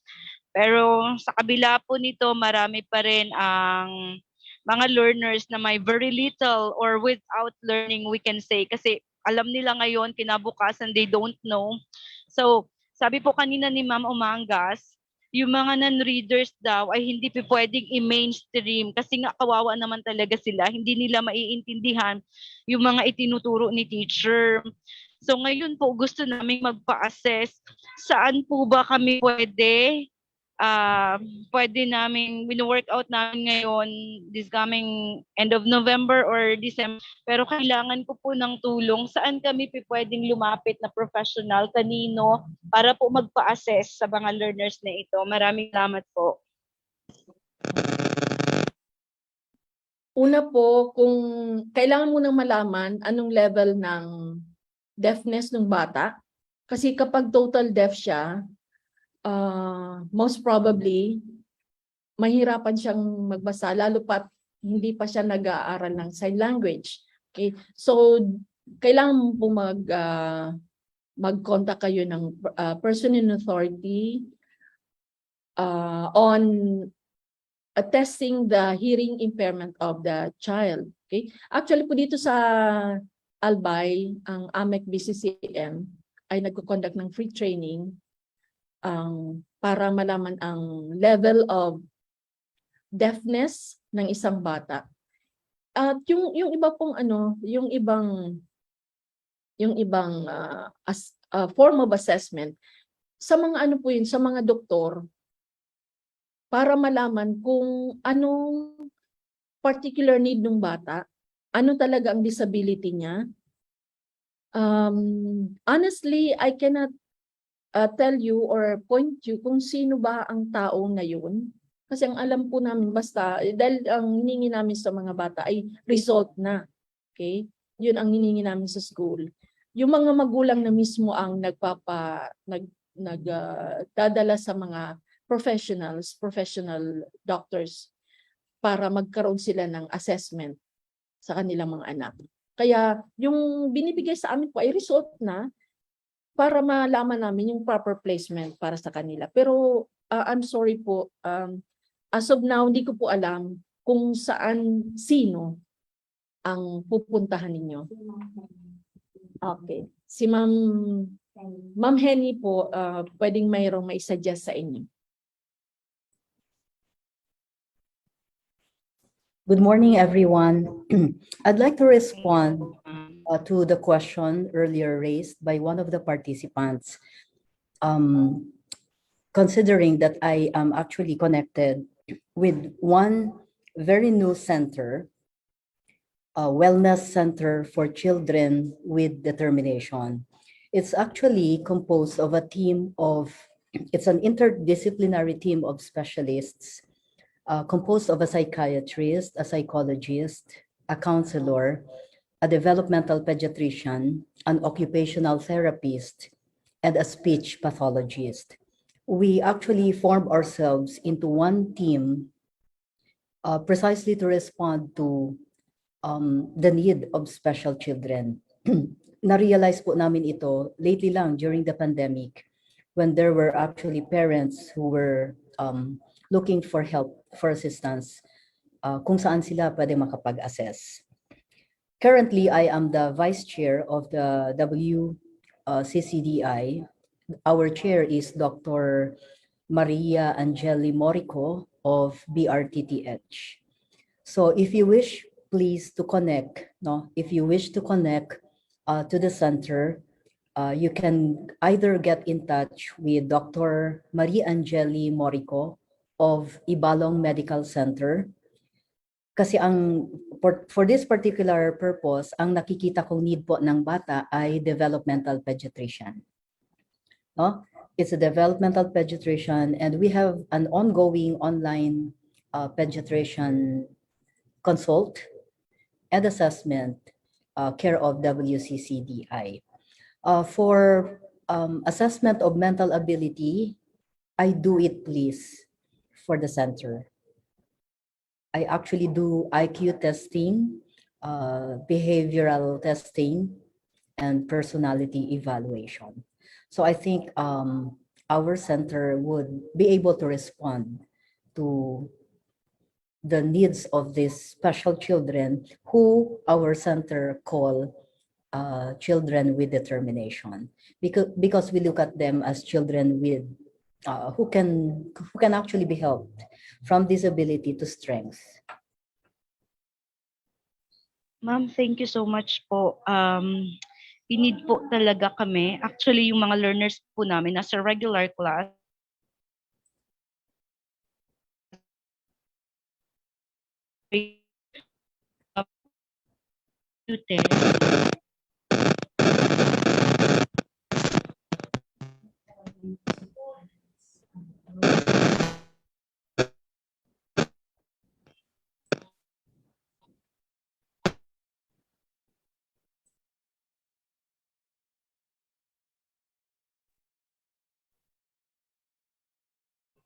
I think Ma'am Borromeo is having some problems with her audio.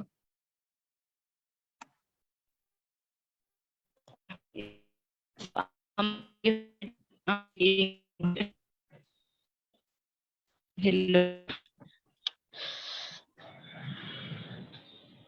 Hello po. Hello, ma'am. Yes po. You're audible po. Ma'am, thank you po. Ma'am, palagay ko po kayo po talagang hinahanap namin sa school. Magkano po yung cost ng test? IQ test?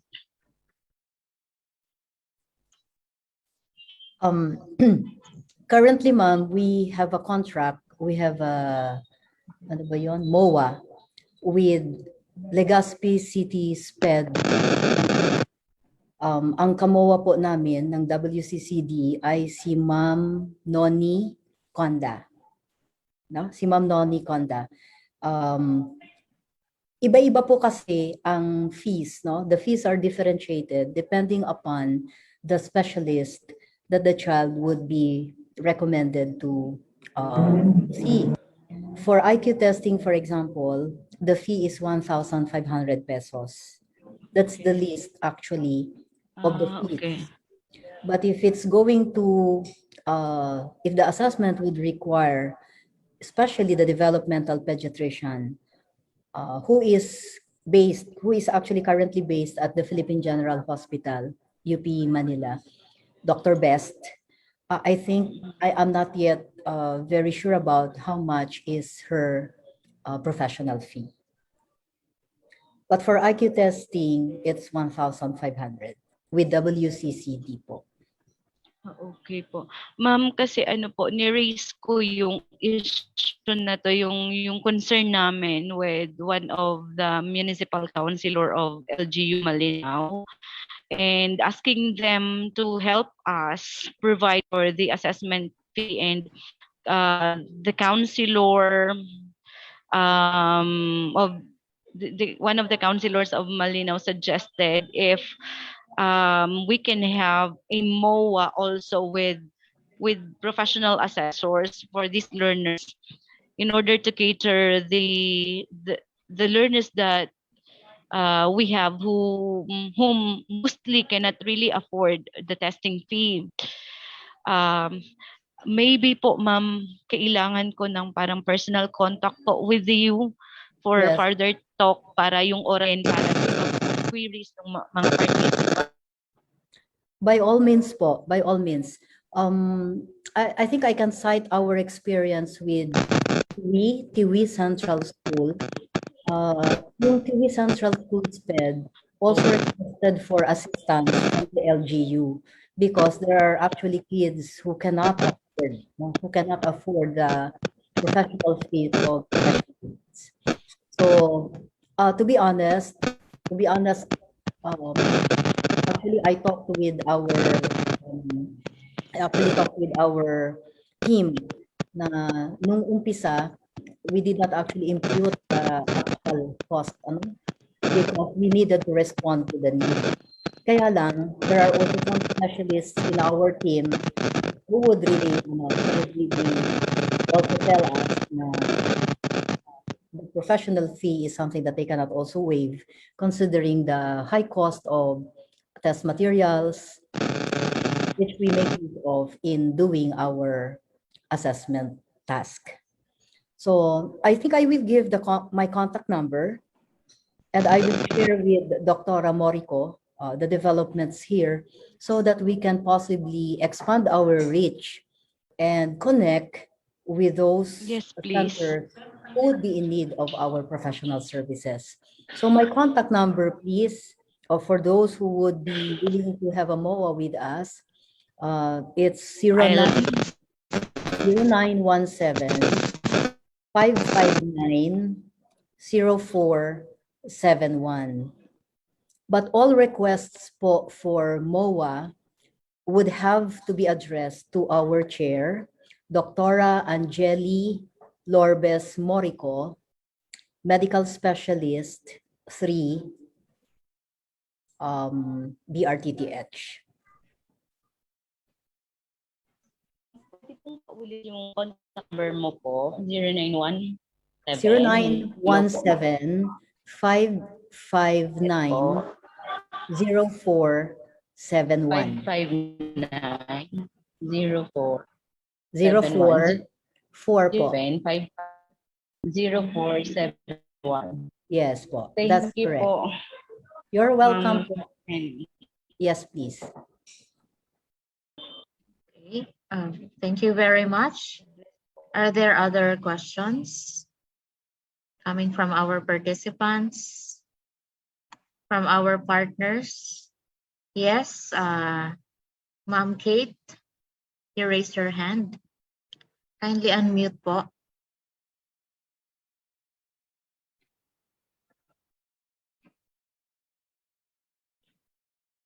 Miss Kate Colorico. Kindly unmute po your microphone. Hi, ma'am. Good morning. Ma'am, this is Kate Colorico, ma'am, from TCC. I'm currently instructor ako, ma'am, sa TCC. On the side naman, ma'am, ng mga instructor, ma'am, since kanina nabanggit na yung regarding sa assessment ng mga students, possible ba, ma'am, na pagdating sa instructor, ma'am, i-assess din sila, ma'am, based din, ma'am, sa ni students, sa result ng assessment ni students? Or as long as na alam mo, ma'am, yung standard sign languages, ma'am, allowed ka, ma'am, na maging instructor, ma'am?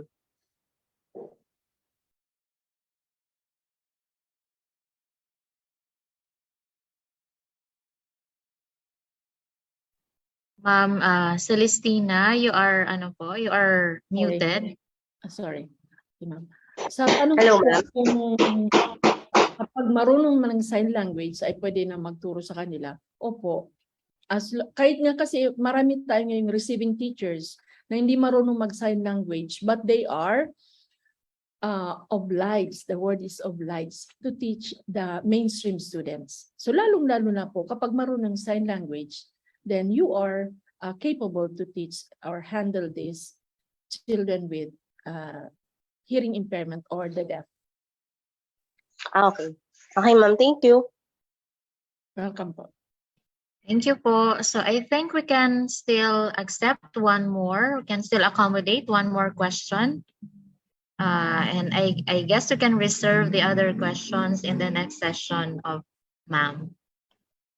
Is there any other question po? Other from our participants, from our teachers? So I guess wala na po. Okay, so thank you very much, ma'am. Once again, Ma'am Omanga, for patiently responding to the questions of our participants. So at this point, we will now award a certificate to our resource person.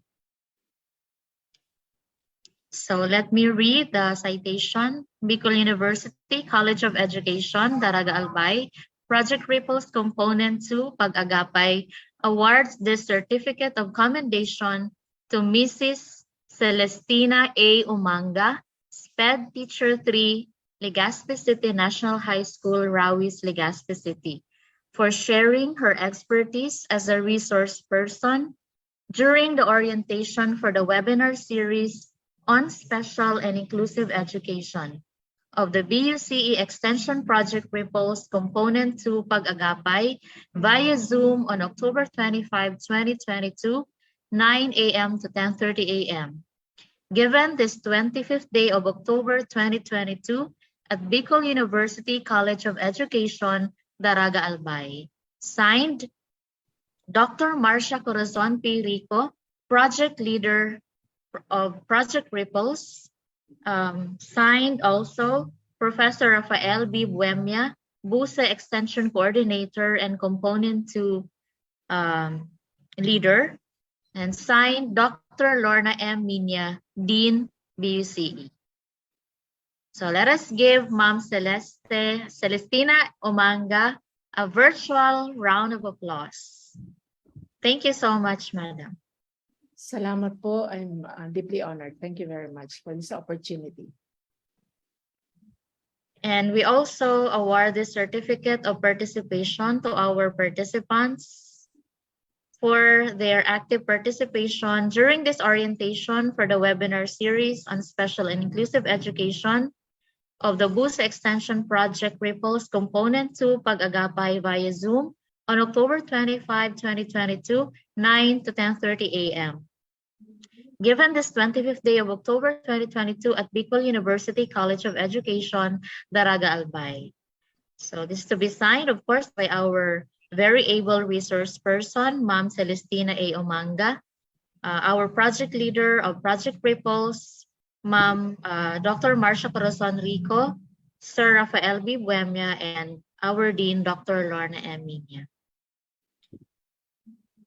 So this time we will have our BUSA Extension Coordinator and Component 2 Leader, Sir Pap Buemia, for the reminders, closing remarks, and steps forward. Sir? I'm still muted. Okay. First is I wish to say thank you to our resource person for honoring our invitation. And also I would like to extend the same gratitude to her principal, Dr. Jeremy Cruz, for always honoring our invitation also.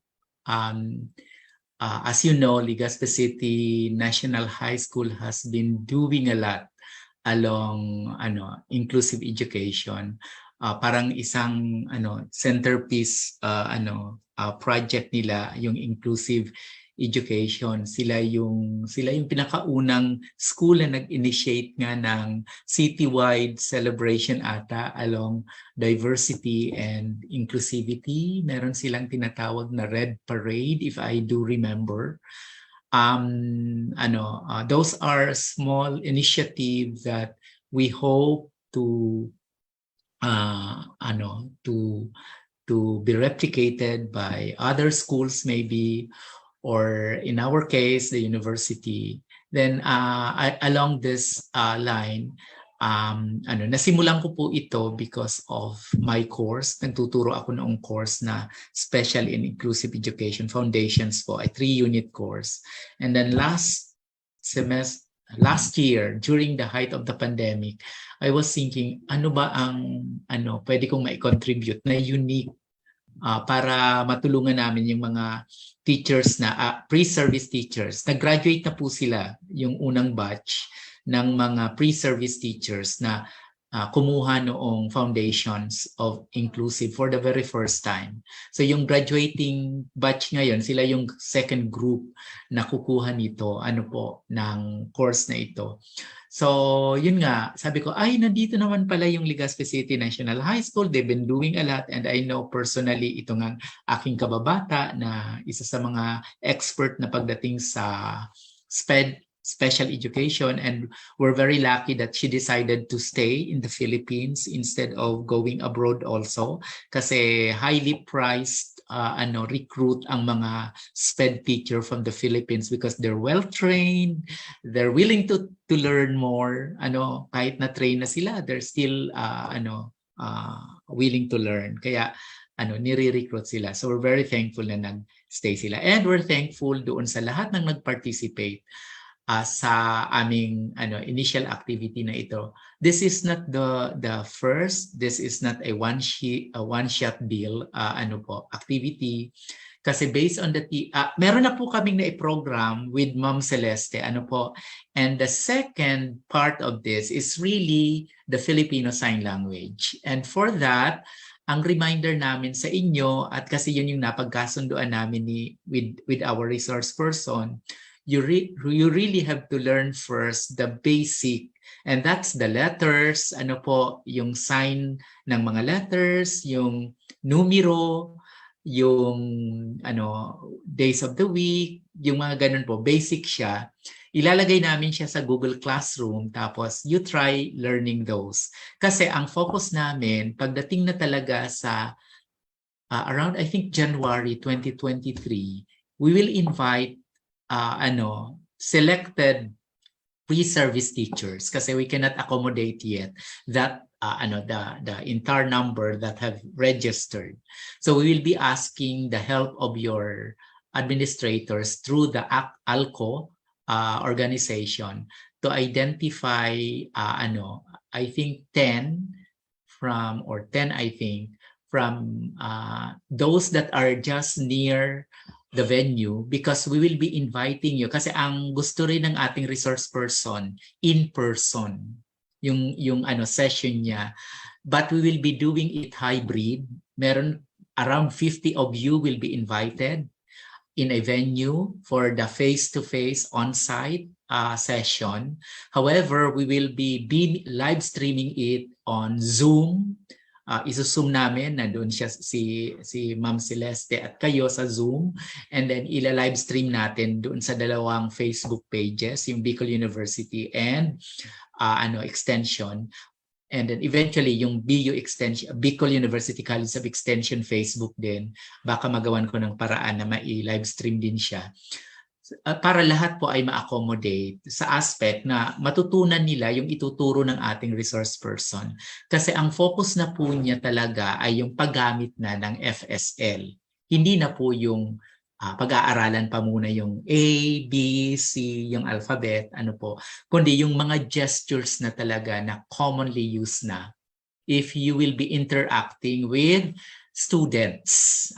So ibang level po yan doon sa ginawa namin during the last year na talagang basic talaga. Nagsimula kami sa alphabet, sa pagbilang, sa days of the week, months, yung mga ganun po. Hindi na natin yung gagawin, yung mga pipiliin na ipapadala sa amin, dapat alam na po yun kasi ang pag-aaralan nyo na talaga ay yung, yung communication aspect. Yung sinabi ni Ma'am kanina na ang FSL is in its truest sense, hindi siya language, siya po ay gamit for communication. So kung kayo ang teacher, ang pinaka-basic need nyo talaga is to be able to communicate with the deaf learners.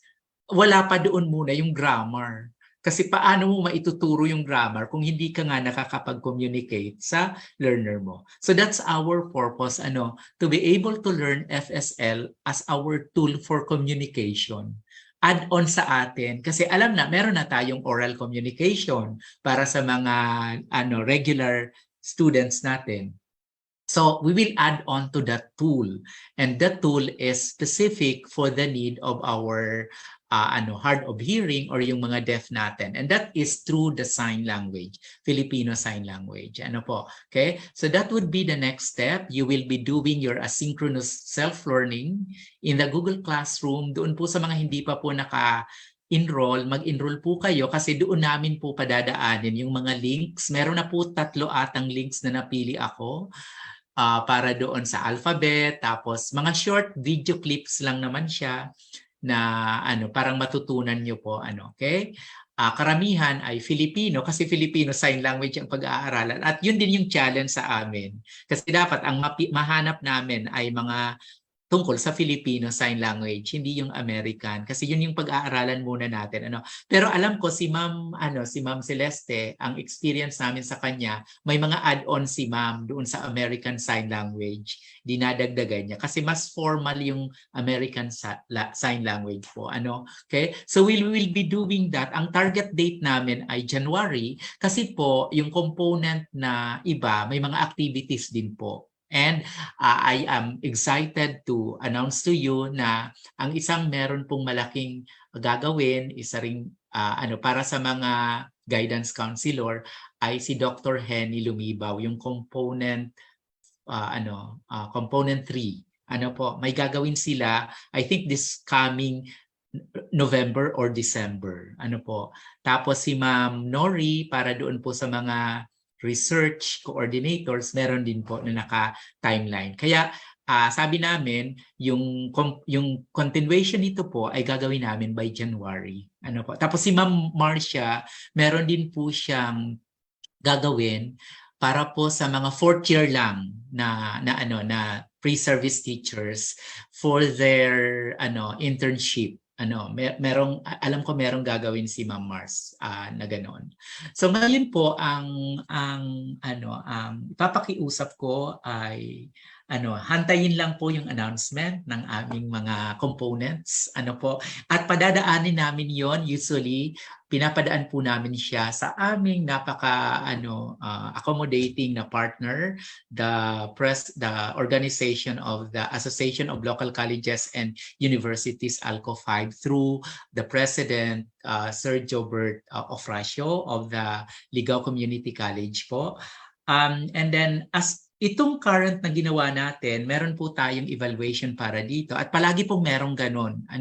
Meron tayong, ang una, we will ask you to register in a Google form. Then through that, ipapadala namin yung registration sa Zoom kung gagamit po tayo ng Zoom. Ano po. And then after that, mag-a-attendance kayo on the date. Ano po, kasi yung registration, iba po yun sa attendance talaga. Okay? On the date of the conduct of the session, you will be doing also an attendance na ginawa nyo po ngayon. Okay? And around 300 plus na po ang nandoon. Ano? Tapos ngayon, yung mga nag-attend dito, I will ask you to evaluate. And this will be open until October 29, bago namin po siyang i-download. Kasi i-download po namin siya because I need to convert this into a report. Kailangan niya ni Dr. Marcia at ng Extension Office ng College of Education po, para ma-report siya as an accomplishment ng project po. And then, remember, you took the pre-test. Ngayon po, kukuha rin po kayo ng post-test. Pero based on the standard sa post-test, ito po ay open lang hanggang mamaya. Yung hapon hanggang mamaya kung pwedeng mga 5 p.m. Tingnan ko po kasi minomonitor ko rin naman kung hindi pa gaano nakakasagot yung karamihan, I will extend it kasi madali lang naman po yung pag-extend. But I encourage you to answer also the post-test. It is parallel items po doon sa pre-test. So I know na dahil nakinig kayo kay Ma'am and ako nga sabi ko masasagot ko na talaga ng mga tama yung post-test na yun sa tingin ko kasi I attended also the session quite well. I took down notes. So I hope na gagawin natin po ito. Then based on this, makikiusap po ako. Kami yung mag-aasikaso ng inyong certificates. Sorry ha. Bali po, bigyan niyo po kami ng 3 weeks just to validate all the information, evaluation nyo, attendance, post-test, pre-test, para lang po makumpleto namin yung data sa inyo. And at the moment na kumpleto po yung data nyo, we will send you the certificate. I-copy lang muna kasi this is for free. We don't charge anything from you. Kaya hard up po kami pagdating doon sa part na yon. So we try our best to work within the budget given to us. So in the event na maghingi po kayo ng hard copy, then I think titingnan namin what's the possibility po. But currently po, ang maisisend namin sa inyo ay mga e-copies. Actually, itong dalawang link na ito, I can send it to the email address na ginamit niyo po sa attendance ngayon. So napakahalaga po na tama yung email address kasi yun din po ang gagamitin namin to send your certificate. Yung email address na nasa attendance. And then, I presume na yung inilagay niyong pangalan doon ay tama po. Yun po yung aming ilalagay sa certificate. For the meantime, kung may problema po doon sa spelling na inilagay nyo at na-found out nyo lang later, we'll be able to answer you. Pag natapos na po naming ma-send yung lahat ng certificate muna. We will be monitoring your feedback also. So paki-check na lang doon sa hindi pa nag-accomplish ng attendance tapos ng evaluation, see to it na yung pangalan po doon or kahit dito sa evaluation po, yung pangalan po ay tama at yung email address. Okay? So I think that would be all from me. Punong-puno ng kagalakan po ang aming puso kasi marami pong dumalo sa inyo and we hope that we will be able to sustain your interest. Ang susunod na po talaga nito ay FSL. We'll be inviting select pre-service teachers and maybe faculty members kung payagan kayo ng inyong mga heads, administrators. Ang pakiusap na lang po namin ay kung pwedeng ma-shoulder po, we can provide a simple food, snacks particularly, pero makikiusap kami na kung pwedeng ma-shoulder na po mismo ng estudyante or ng school yung pamasahe ng mga mapipiling estudyante na pupunta sa aming venue for the face-to-face. Kasi requirement po yun ni Ma'am Umangge, and we cannot accommodate all because of the current pandemic pa po tayo. So I think we will be able to accommodate around 50 pinapayagan po kami na ganung number. Ano po, okay? So we will be informing you of the development along this next level of our activity po, through the president of the ALCO 5 and then doon po sa Google Classroom mismo. Ano po, okay? So I think that would be all from me. Thank you very much po. Okay. Thank you very much, Sir Pop, for those thorough reminders and of course for your words of gratitude. So I think we have now come to the end of this webinar. We hope that you found this activity fruitful and engaging. So for and in behalf of the Project Ripples team, this has been your host, Norilyn Obsequio de Chavez, saying thank you very much. Enjoy the rest of the day and see you next time. God bless us all. God bless everyone. Bye-bye. Thank you.